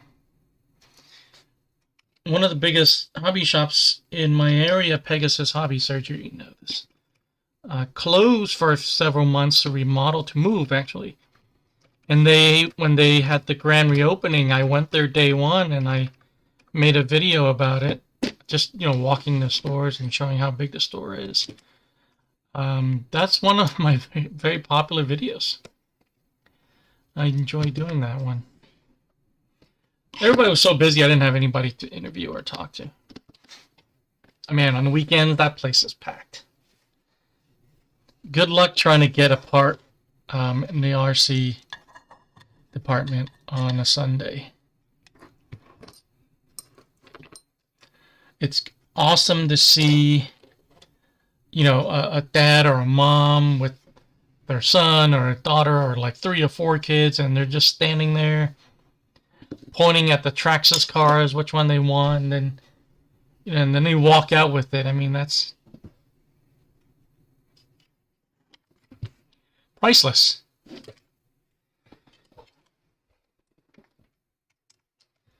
Okay, I think we're done with the chassis for right now. We're going to build the dampers. So let's do that.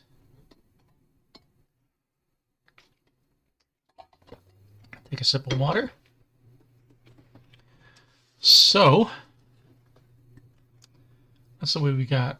Same location. Next week's stream, I need to work on my delay because there's probably at least a 10-second delay right now between me talking. And it's difficult to keep up, to keep track.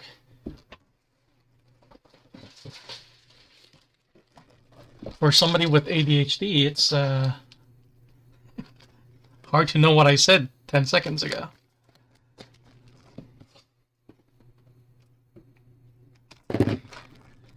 Yeah, I don't want to say I advocate, but I think RC is a great experience and great learning opportunity for young people. I mean, these are STEM projects, in a box.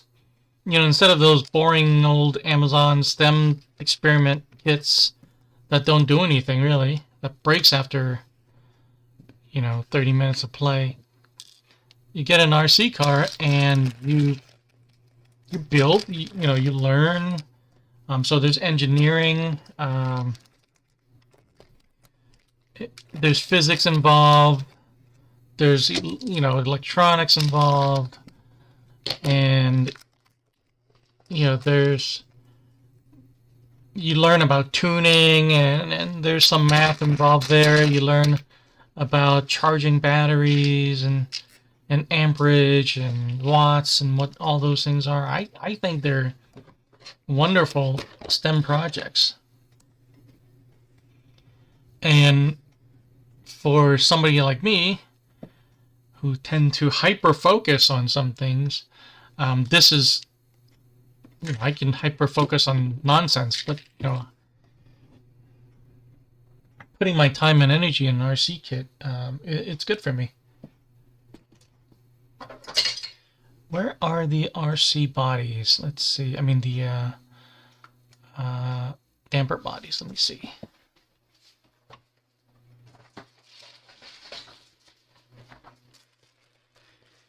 Okay, here they are. By the way, I'm building these now, but they're not going to stay on here.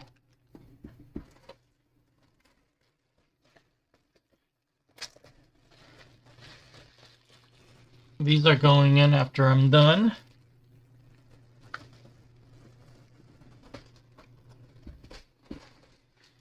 And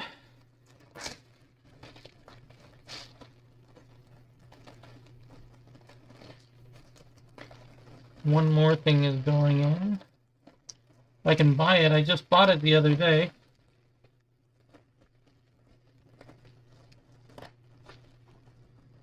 anyway, it's the aluminum motor mount. I can't believe this kit cost $250 and didn't come with an aluminum motor mount. It's very disappointing, and it's kind of really crappy.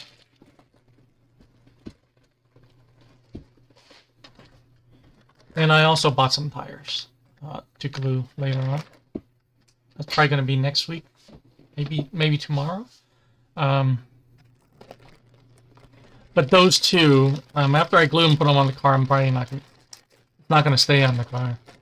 They'll probably go in the bag and go on the shelf. I'm going to buy the track tires, of course. Okay, so let's cut one set out.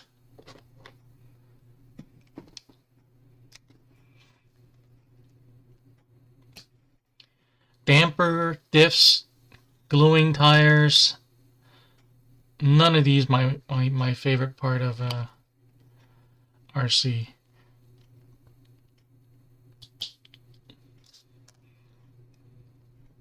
But it's a big chunk of building a kit.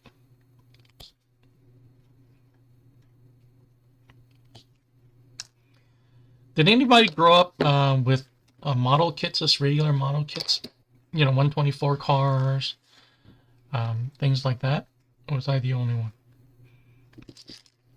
I feel like that's how we transition to RC. You build Tamiya model kits when you're young, and then you get an RC car, and then you kind of take off from there. That's kind of where I started. This is a long time ago.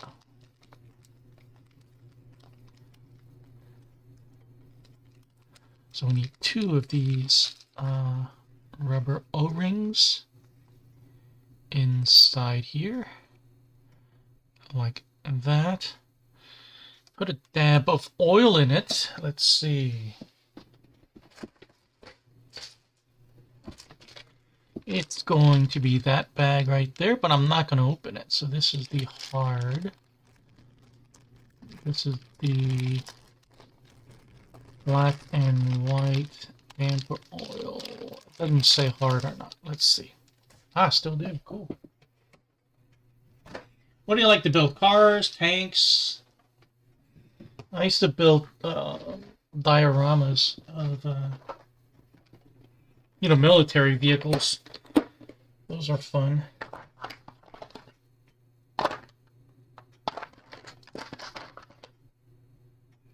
Okay, I think this is the same thing.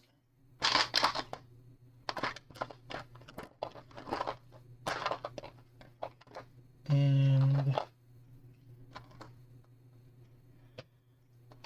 you know what? I think I'll use... I only have one of those, and maybe there's enough left, because I don't want, you know, 2 dampers to have one kind of oil, or 3 dampers have one kind of oil, and then 1 damper has a different kind. But I think this is going to be enough. These are really tiny, everything. That's awesome. Man, you're living the life. Do you have any other hobbies? Do you cross over into AR-15s? You don't have to say if you don't want, because I feel like that's kind of my other hobby. And I think it's just the thing about building something that attracts me to it. Not so much the shooting part.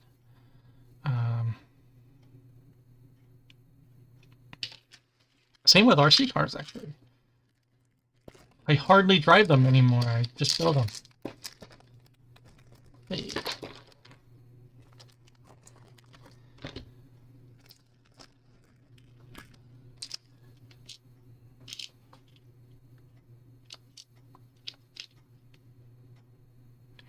I don't know, somebody asked about building dampers last week.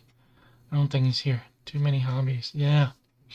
Expensive hobbies. Oh, I also got my ham radio license right at the beginning of the year. So that's another rather distracting hobby. Don't know if you guys are into that or not.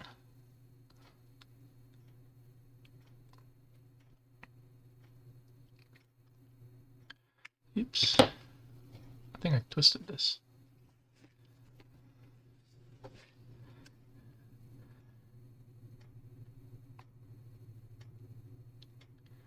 Alrighty.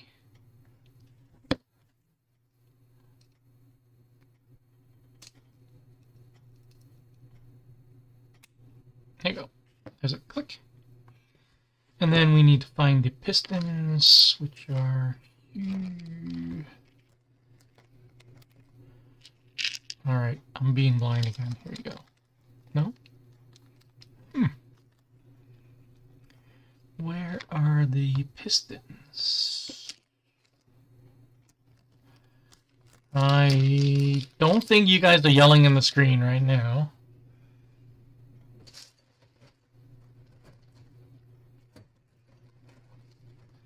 Where the heck are those pistons? Jigsaw puzzles, that's cool.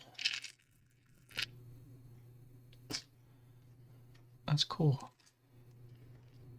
A lot of hobbies. Am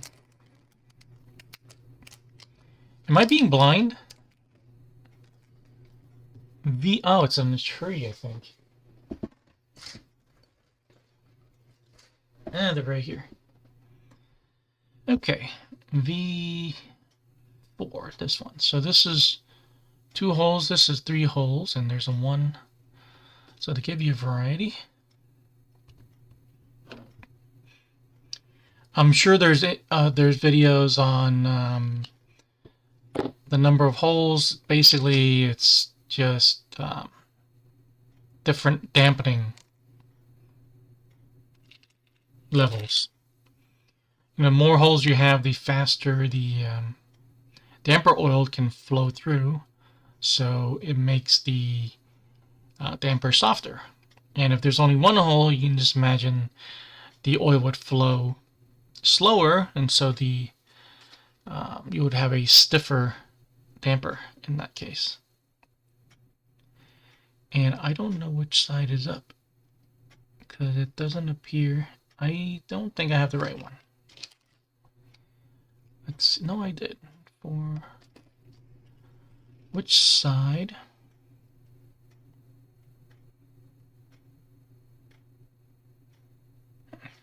It doesn't really say, so I'm just going to do it this way. Yeah. Because neither one of these look like the ridges there. Nice. I mean, that's cool. Are you working on one right now, Sergio? What are you working on? Like Eiffel Tower? And do you display them in your house when you're done? Because I have one of those. I have a I Love Lucy.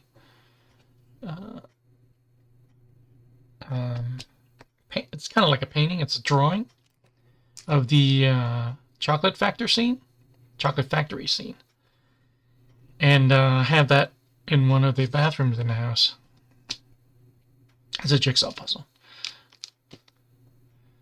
Alright, so snap those on, put a little bit oil on the shaft right here.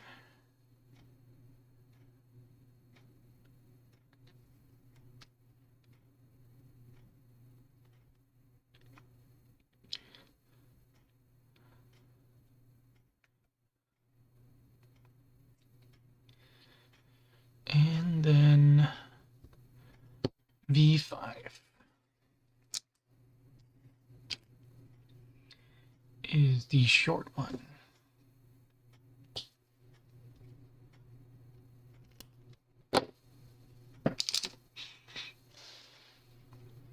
So here is where you would use your Shaft wrench, no. Put them back in the... Oh my god! That sounds like heartbreak. That sounds like... It sounds very rough. Do you give them away afterwards? Because I wouldn't want to see it in the house anymore. If I finished it, put it back in the box, I wouldn't want to see it in the house anymore.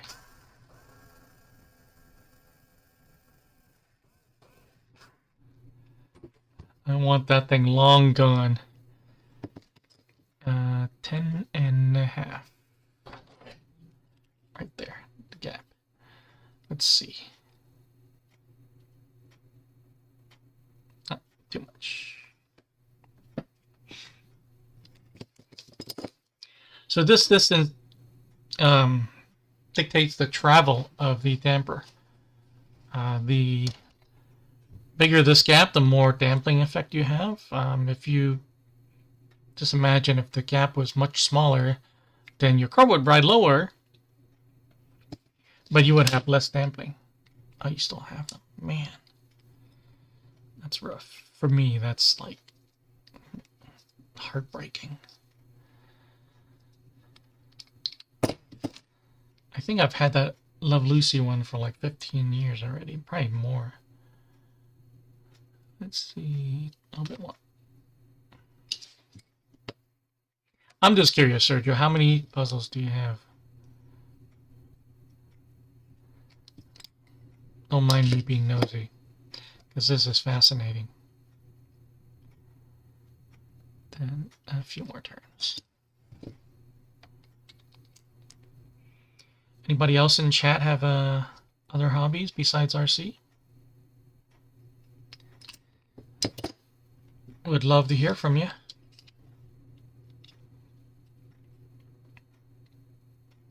Especially if you're from a different part of the world. You know, I wanted to see, you know, learn about other cultures and things like that. What's interesting where you are? That's why I asked about the plastic models. That's pretty close. Maybe one more. 6. Okay. Nice.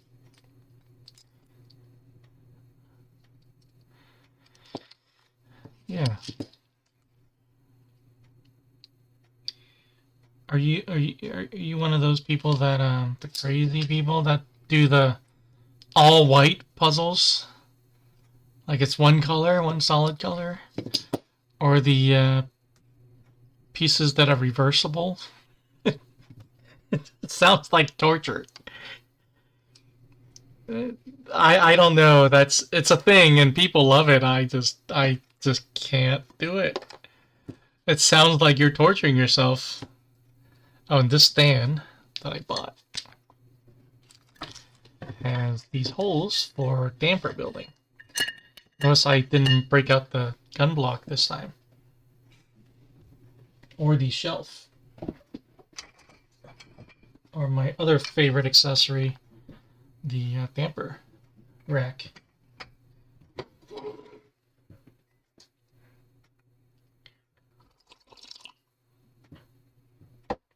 All right.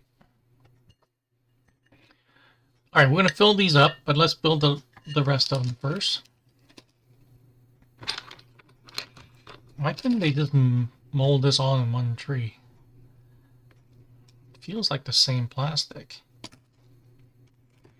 I don't know, to me, I don't know. Keeps me busy for a week. Wow. Only a week, huh? It would probably take me months to finish a puzzle. I would just work on it for 5 minutes after dinner or something. Find 2 pieces and call it a day. But that's me. This is the only thing that can keep me sitting down. Especially since I don't build kits off camera anymore. I'm a lot more deliberate when I'm building kits. Because I have to narrate what I'm doing. I have to keep the camera on, and I have to keep the pieces I'm working on in front of me. Gotten used to it. Yeah. So that'd be. Is there a Sergio? I'm curious. Is there a jigsaw puzzle YouTube channel? I'm like, is that a thing? I should probably look it up. Like, and they build it on stream, or they build it on video, and they talk about tips and tricks, or you know, stuff like that. Is that a thing? I mean, I'm sure any of these hobbies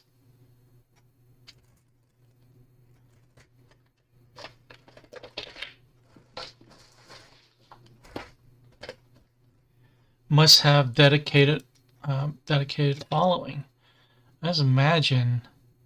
I just don't know if that it's practical to have a YouTube channel building jigsaw puzzles, but I'm just wondering if it's out there.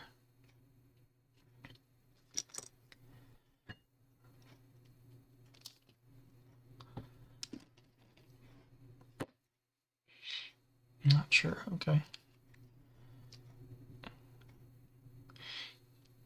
If there was a live stream jigsaw puzzle, would you watch it? Like, just have it on the background, or you know, maybe you can start something. Sounds like, you know, you're really good at them. Maybe you can start a YouTube channel on jigsaw puzzle.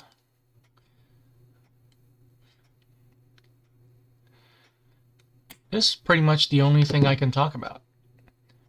I don't know much about ham radio yet, so I can't have a channel on that.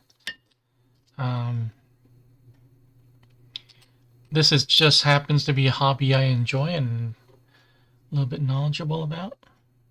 Man, that's cool. That sounds like a great idea. You know, anytime there's a niche or something that nobody's doing, if you do it, it usually becomes really successful. I bet you there are a lot of people like you, Sergio. All you need is your phone, which is actually, I'm not using my phone right now. But I started this stream several months ago. I streamed and I stopped. I make most of my videos on an iPhone. So all you need is a stand and maybe a couple lights, and you can just start building jigsaw puzzles like this. I mean, I can zoom out a little bit. I can build a pretty decent size puzzle. I don't know, 1,000 pieces. And if you can build it all in like one sitting, man, that would be a great stream. I mean, I think people would be fascinated, you know, because you don't have to watch it the whole time. You can just, like, you know, come back every half an hour or something and see the progress. And that would be fascinating. There's something for everybody on YouTube.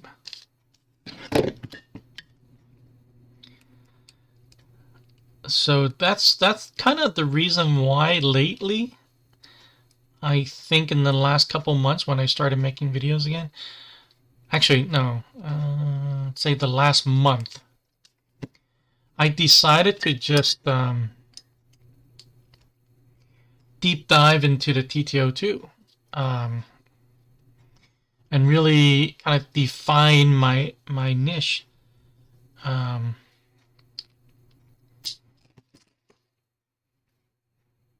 I mean, it's very popular chassis.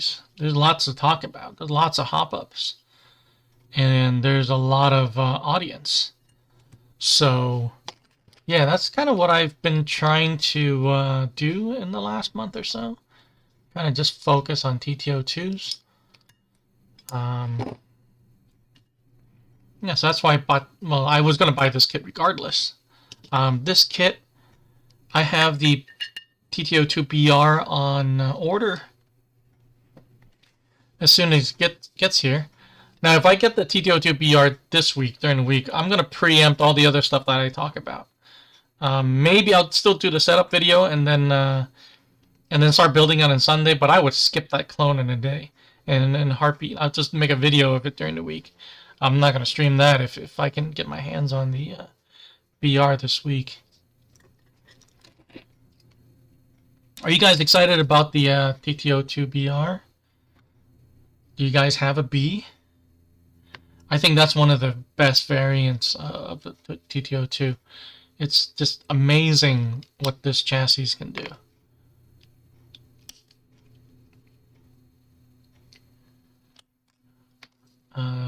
TT-02B is the buggy, in case someone's watching and don't know. Let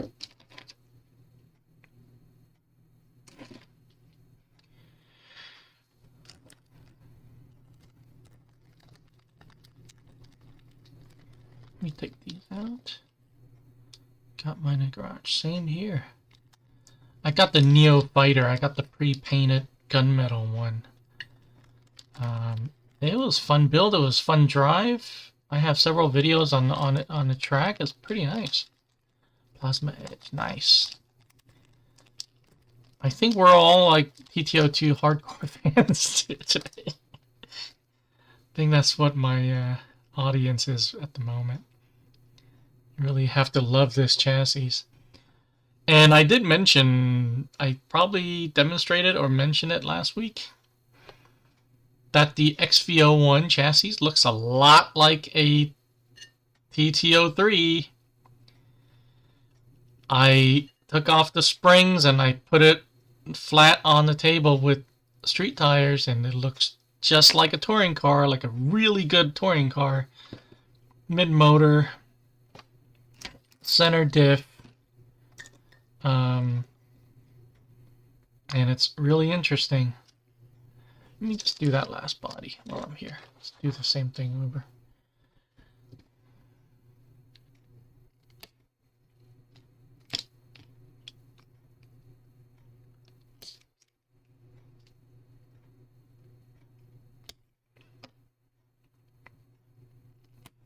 Do you guys build things like that? Do you guys build one step for all of the things and then just do step by step for all four?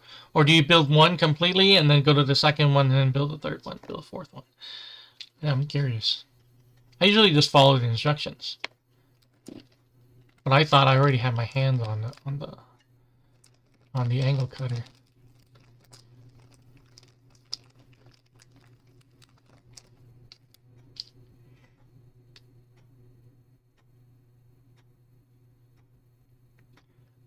BBX. Let me look that up and give me a second. Let's see.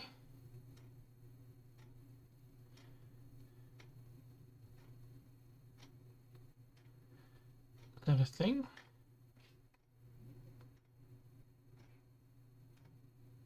Is that a TT-02, Mateus? Oh, was that a... Sounds like a Mugen.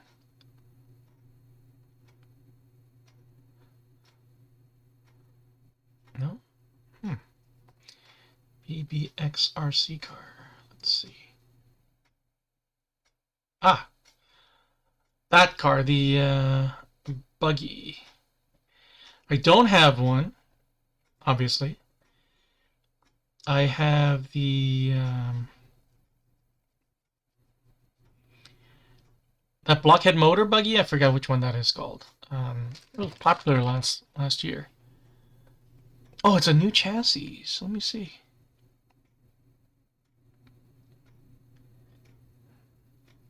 Is it the one with the aluminum frame? Ah, this is this one. Oh, for sure.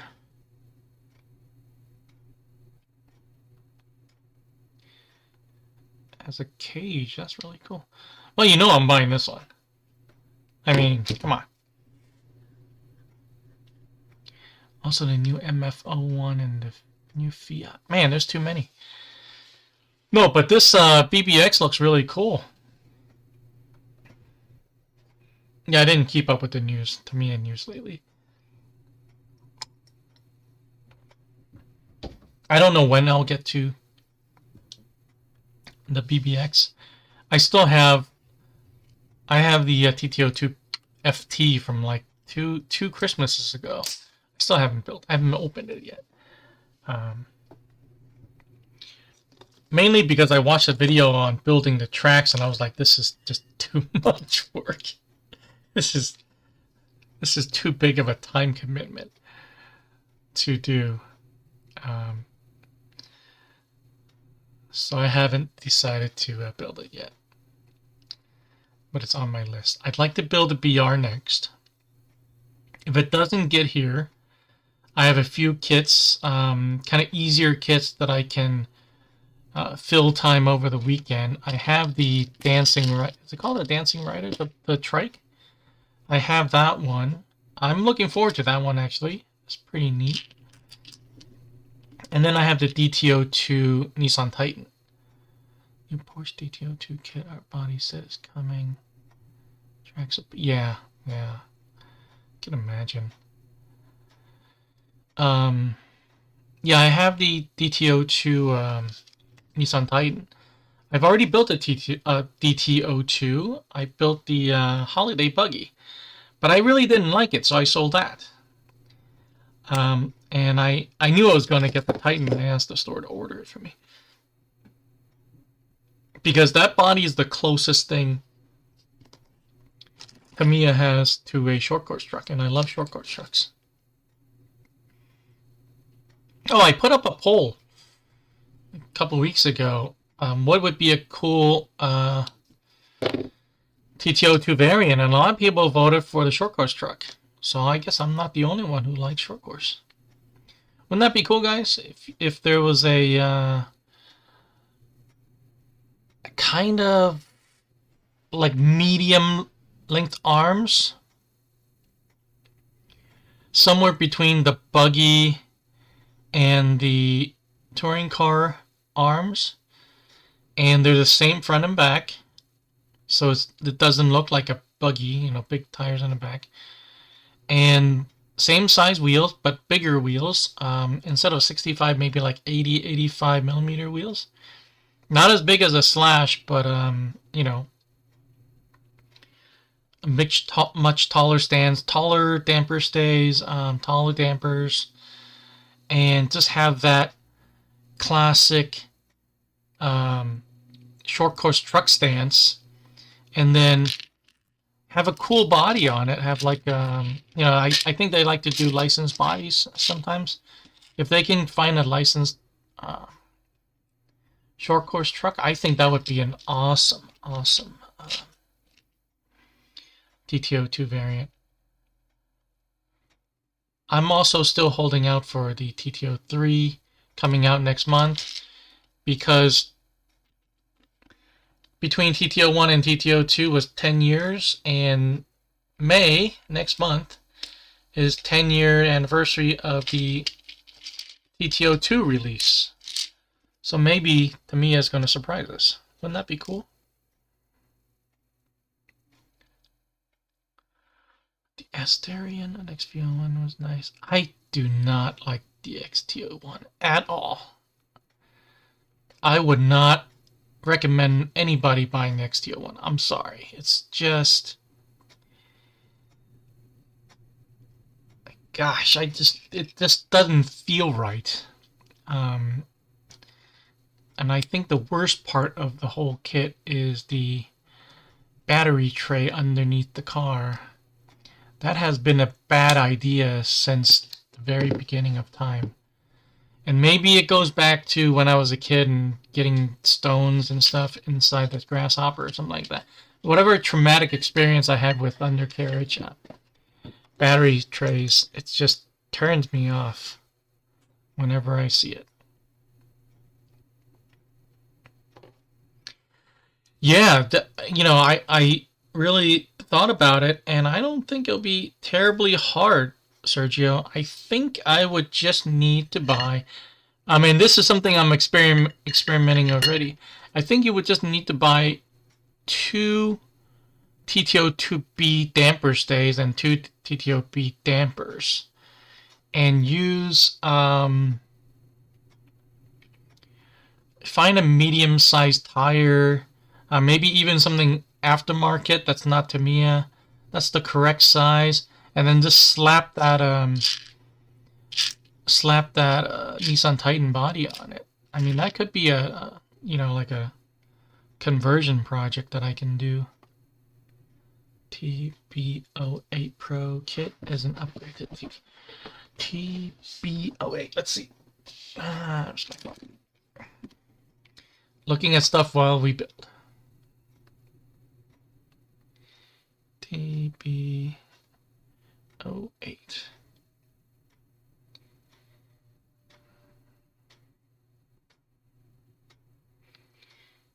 If it's the same one as this one,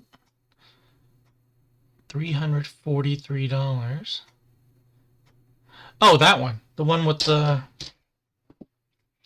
it's like a V-frame tub chassis. Yeah, that one came out a few years ago. It looked interesting when I first saw it, and then I saw the price. I got turned off, I think. No, I'm sure it's a great car. I'm sure it's I wanted to build it when it first came out, but I don't know. Probably price turned me off at the time.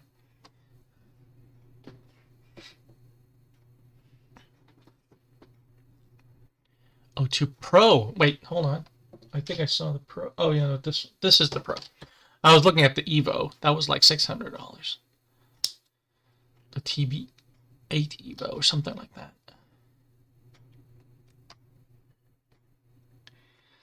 You are very knowledgeable, Mateus, on what is happening with Tamiya. I am not. I build what's in front of me, and I kind of just see what's coming. Sometimes I don't catch everything, and I just wait. It's a new one. It came out a couple months ago. Okay, hold on.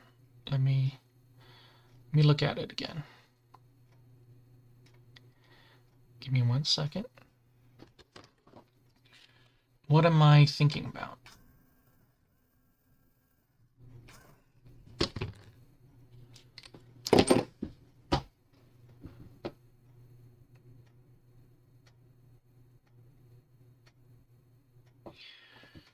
So, was there another Oh, this is not a V-shaped chassis. Oh, cool. Let's see. Ah, very nice. Okay.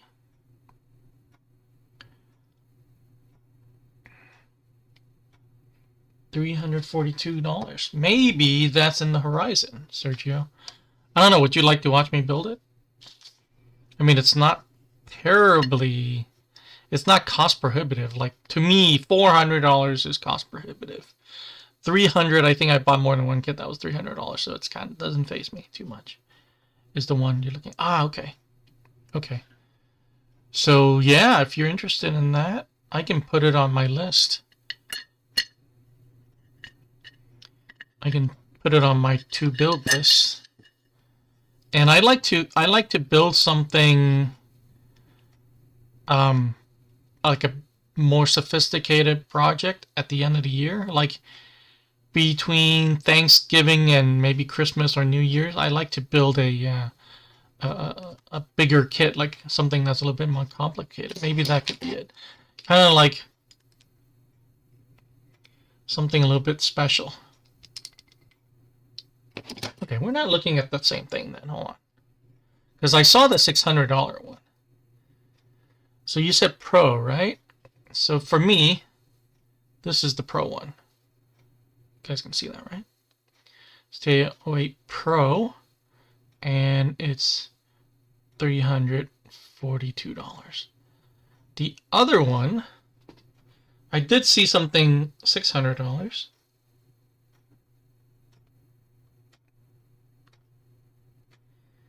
And this one. Oh, the V chassis is a TA08, by the way. That was my bad. I'm looking at TA08. TB. Oh my goodness, I was looking at the wrong one. Sorry, Sergio. You are right again.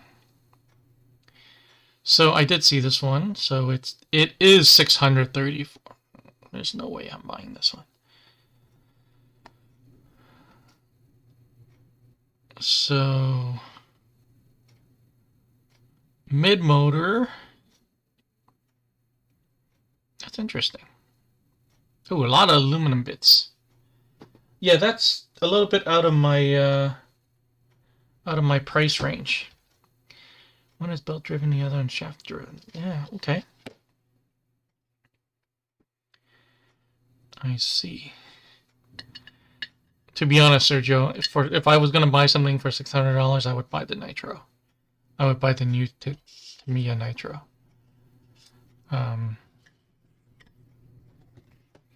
Just so I can compare it to the FW06.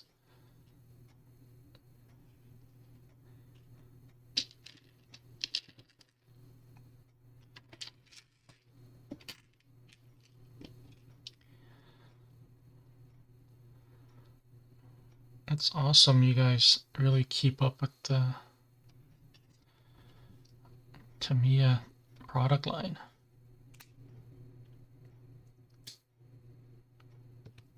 Let's see. This one right here. Ah, cool. That's awesome. Have you started building it yet?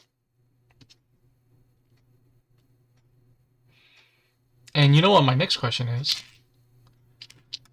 What's the electronic setup you're putting in? Oh, Castle, probably, right? Am I right?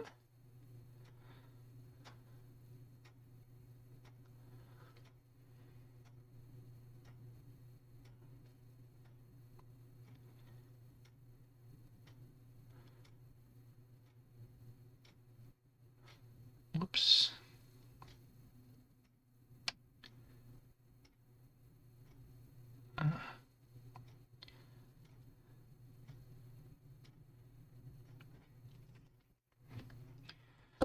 Yeah, if it was me, I would probably put in, well,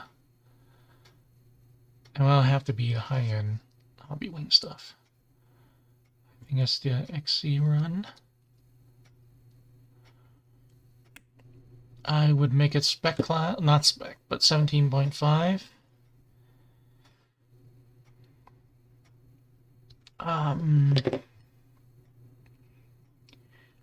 Probably go with like a drift motor, low profile drift motor, programmable, of course.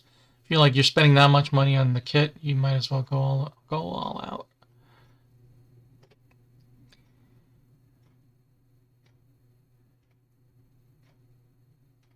I feel like you have that car, you need to charge your batteries at 10 amps.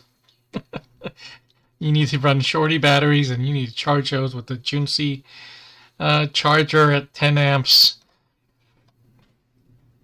Maybe even 30 amps. To get the full cranked out experience.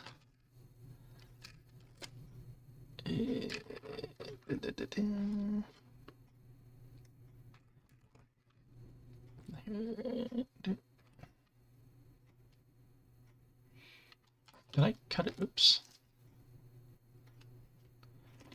Did I cut it out already? Yep.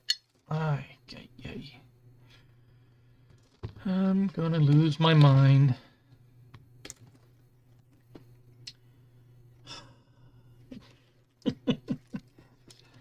Again, I'm sure you guys are yelling at the screen. Oh, it's right here. It's on the pliers.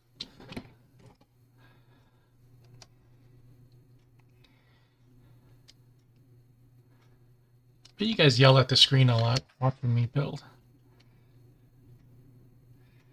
You're going the wrong way. Like watching Blues Cruise, right? Blues Clues.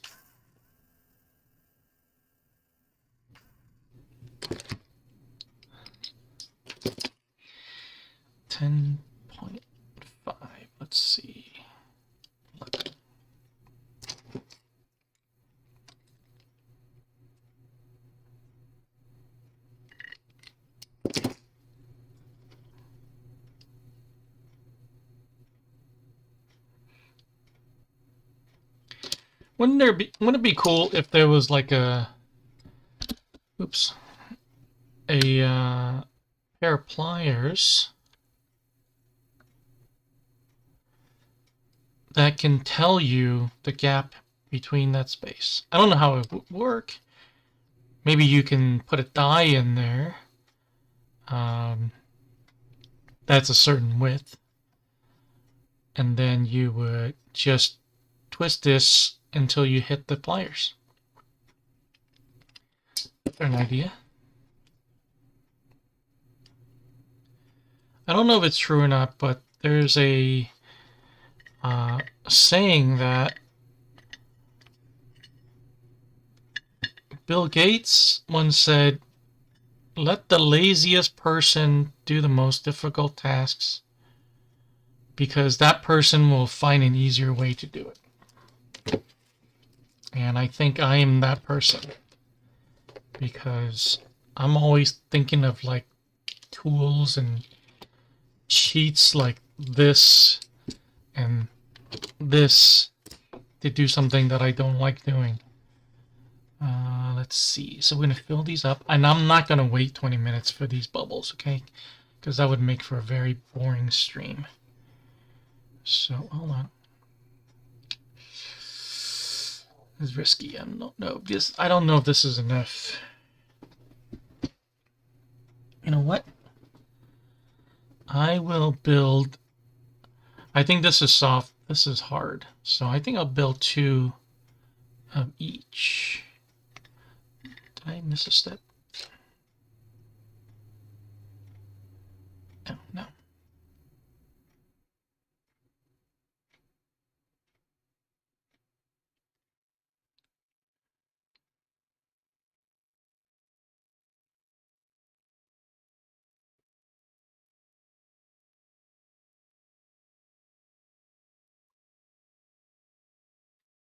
Yeah, that doesn't look like it's going to be enough.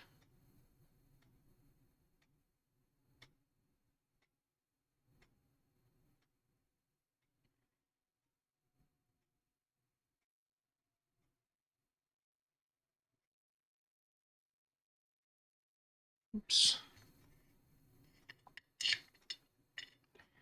Do you guys like building dampers?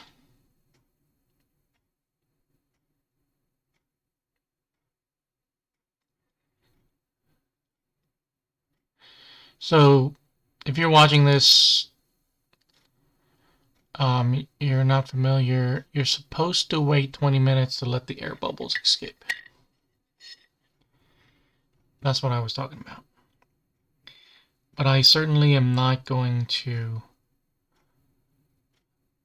take a break on the stream and wait 20 minutes and come back. So, I will skip that step.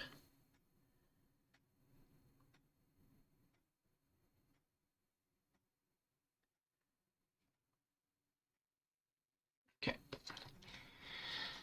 And then I will label them when I seal them up. I'll label them with the Sharpie, which I hope I have.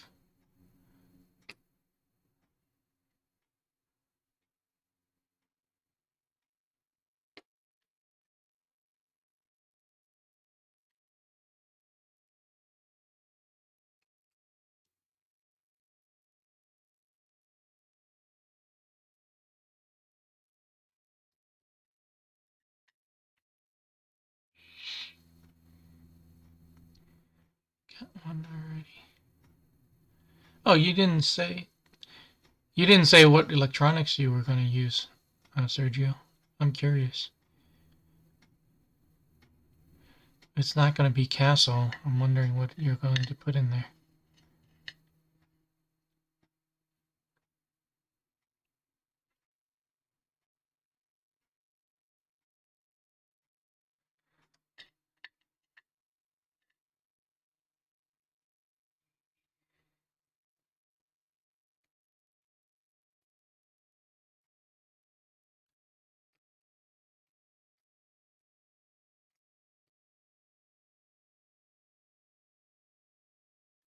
Okay.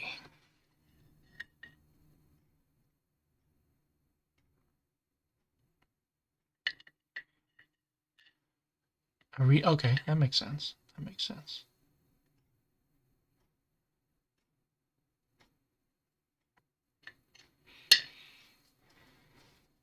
Are you building it, are the electronics going to be TCS specs? Or is it just for your own personal enjoyment? Are you going to race? Alrighty. And usually, oops, there's a O-ring in there.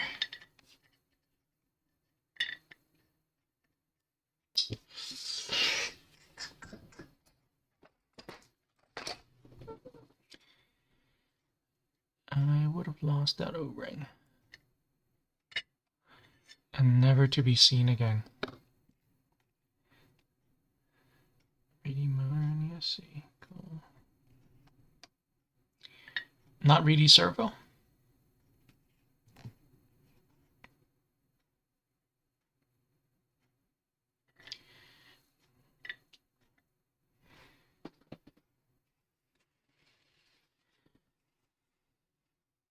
Ah, nice. Club track. Nice.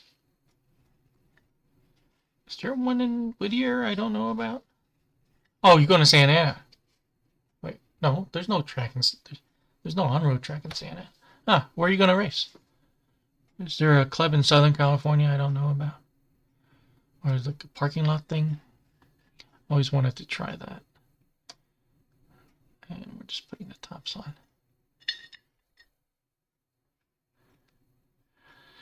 I've been to SDRC. I've been down to San Diego to race before the new owners, before these owners.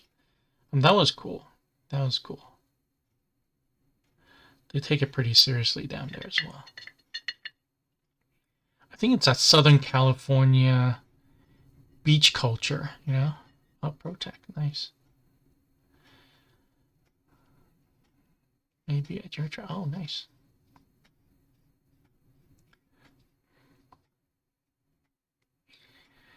Make sure you let me know. I have an email in my About section.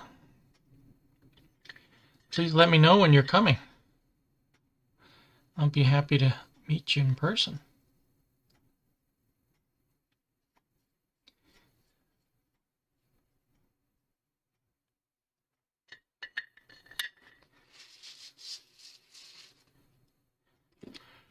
I hate to say it, but on-road, at my track at least, is dying a bit.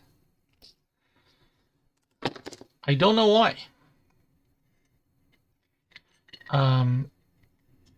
8 scale off-road, never a shortage of people. I've been to that track like middle of the day on Wednesdays, and it's full of people. There's a carpet track. Yeah, I know. Yeah, TQ was pretty cool when it was open. I guess it's very hard to make a profit running a track unless you get those crazies that come middle of the day to practice.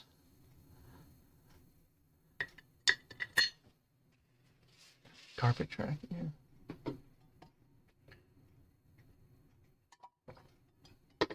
So one day I was at Revelation, middle of the day, pick something up. I'm one of those guys. No, I was just there to buy something. And there was, I don't know, 4 or 5 drivers on the driver's stand in the middle of the day. And I was saying this to the owner, and he said, yeah, a lot of these guys are retired, or it's their day off. So we went outside. He just pointed at the guys at the driver's stand. He's retired. He's retired. He's a cop. It's his day off. He's retired. He's retired. Those 3 people on the at the pit, those guys are retired too. I guess people go there. Oh no, disability and retirement. Those are the 2 main groups of people. If some of them are on disability and some of them are retired, and I'm like, man, you gotta. I guess it's affordable. $12 during the week. Maybe I forgot. I think it's $12. And you can stay the whole day, and you usually have your friends. You meet your friends there. You bring some lunch. You bring a box lunch. I mean, where can you go for $12 and have fun all day and chat? I mean, other than being like 100 degrees in the summers, it's a cool place to be. Okay, so the front dampers will have the V7. This one. The ride height spacer. Sergio, if there was, let me ask you, if there was a indoor carpet track here in Southern California,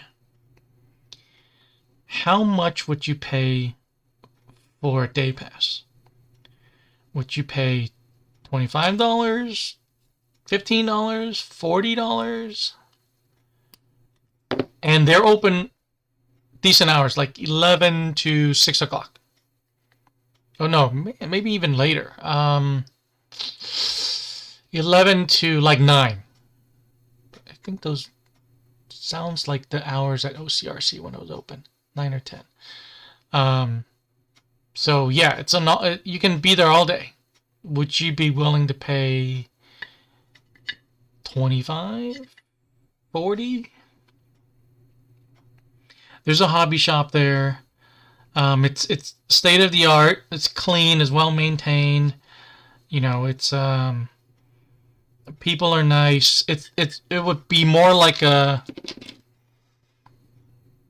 I want to make sure I describe this clearly, like a Dave & Buster's, 15 to 20. Okay. Yeah, then they would need a lot of people to come during the day, because it's not the weekends. I mean, the weekends are crowded regardless, but it's the middle of the week. Yeah, that's interesting.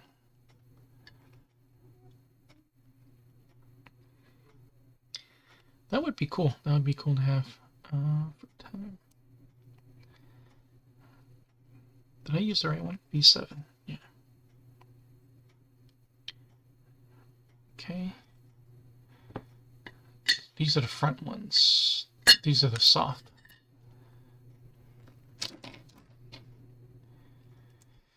And I think every track needs a hobby store. That one in Fullerton closed because, what is it called? LR or something like that? They seemed like they had a good track going, but then they didn't have a hobby store. Like, you need that revenue. You need both the revenue to sustain a track. And ultimately, to be honest, I think the Santa Ana Lakes one, I mean, unless they're getting city money or something, it's going to be tough to stay in business long term. There's Ultimate Hobbies relatively close, but Ultimate Hobbies isn't known for, 10 scale off-road racing buggies and stuff. They're more like Traxxas, low-C crawler stuff they're big on. So I don't know how they're going to stay in business long term, because if you don't have a hobby shop, unless they open a hobby shop since the last time I was there. I went there pretty much when they were open, when they first opened. Unless they have a hobby shop there recently. I mean, what are you going to do? If you pay $10, for example, for the track time, and then you break an arm, your day's over. Unless there's a hobby shop. So I think there really needs to be a hobby shop at the track or near the track that you can get parts from. Because really, I've seen a couple of people who carries a lot of parts, but who can carry all the parts that you may break? I mean, you can stock up on arms and hubs and stuff like that, but there's just some parts sometimes you crash into the wall and you break something, and then you don't know what are you going to do. your day is over. You spent $10 for nothing. Yeah, that's just my take on that. You need a hobby shop.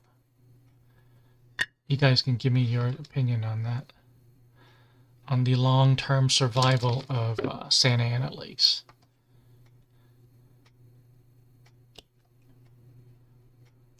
I'm not trying to be Debbie Downer. I want it to succeed. I just don't see how.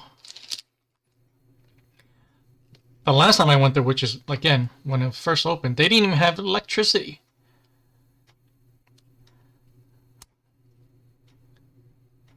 Take a couple of cars. Yeah, that is true. That is true. You can do that. Hold on a second.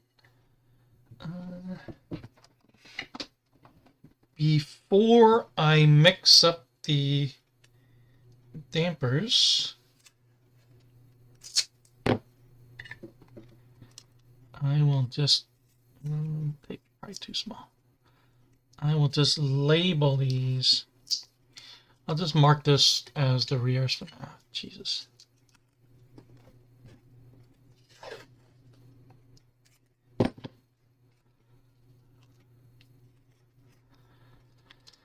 Yep, true, Sergio. That is true. Right now it's too much tape, but that's okay. Oh, I'm going to put these on in a second. I think I need to take a break. Oh, well, we're almost done. Okay, I can probably put these on, and then we'll call the stream right there. It's almost noon. I'm starting to get delirious. Let's see.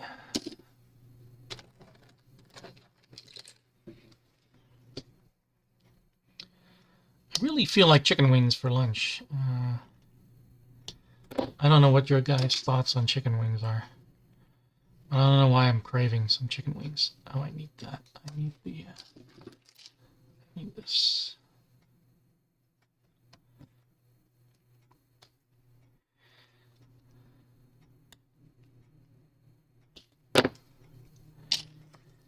Okay. All right. While I'm here, so these are the rear ones. While I'm already here, and I think I'm going to do 27 and call it stream. Even though I can just snap on the rear ones. I'll save it for next week. Because I am starting to get hungry. And I'm going to... Actually, let me just take a quick peek. If it's just snapping on, then I'll do it. Yeah, snapping on. So I'll snap it on. That's a piece of cake. I won't build the, I won't do this, whatever this other thing was. Oh, the steering link. Is it a front?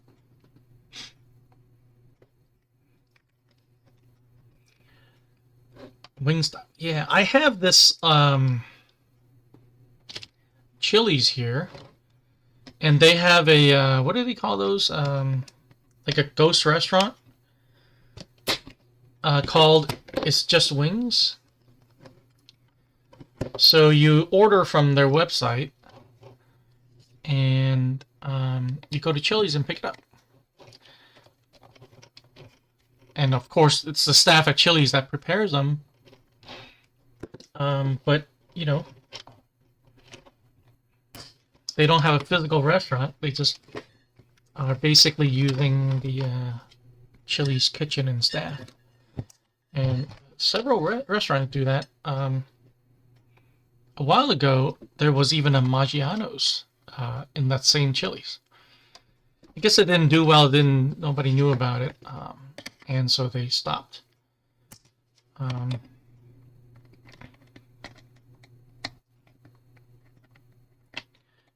But I'm actually quite fond of their wings.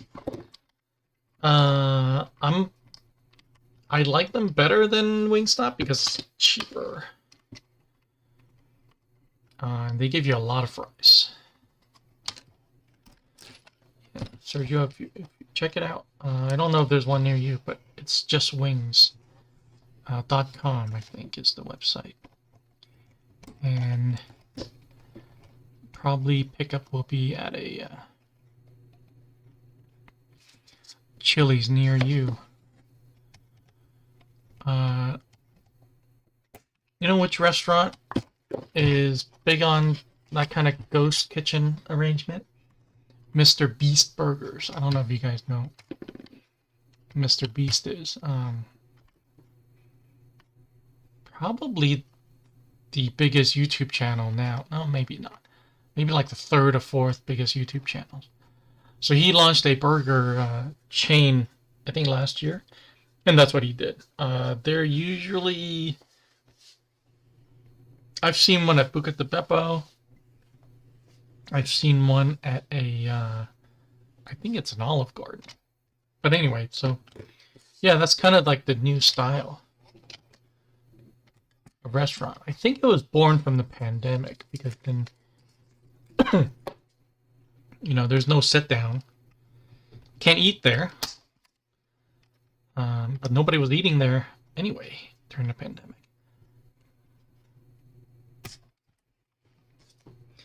So I'm just snapping these on.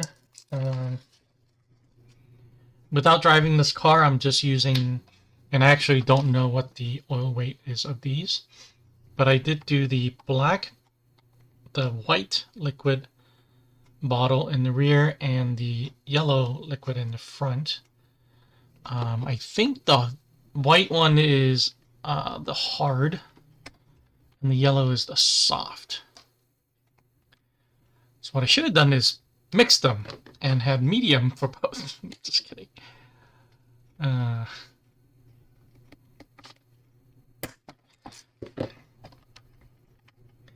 This is the last thing for today's stream.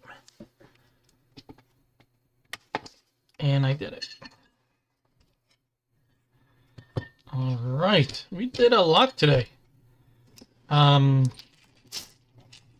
Even though I messed up in the beginning, we installed the front hubs. We installed the rear hubs. We built the front and rear dampers, and we put them onto the chassis. So let me look at the poll one last time. So 43%, no, and it's already brushless. So it looks like by the end of the year, more of these TT-02s will be brushless than not. So I bought a bunch of... Let me tell you what's coming ahead in on my channel. Where is it? I just had it. So this entire bag is full of hop-ups for the TT-02 Rally. So I got some cheap universals. These are not. These are too big for that car. I got dampers in here, and I have some aluminum bits. And of course, I'm going to buy a affordable brushless system to change it out with. So that's going to be TT-02 Go brushless series that I'm going to do. I may live stream it, I may not. I may just make video out of it. But yeah. So if you're interested in that, if you are going to plan on going brushless, these are going to be the hop-ups I would recommend when you do go brushless. Because if you just slap a high KV or like a 10.5 turn motor, you're going to break something. And hopefully we can prevent that. Well, kind of prevent it. I think just slapping in brushless into a TT-02 is a little bit reckless. It'll run, it'll go, but I think sooner or later it'll break. There's definitely some bits that you really want to change to aluminum. Okay, thanks everybody that stayed and watched. Thanks for the chat, Sergio, Mateus. Thanks everybody else who stopped by. And we'll do this again tomorrow. We'll try to finish the kit. Okay? So, if I can find the mouse, Here it is. I'm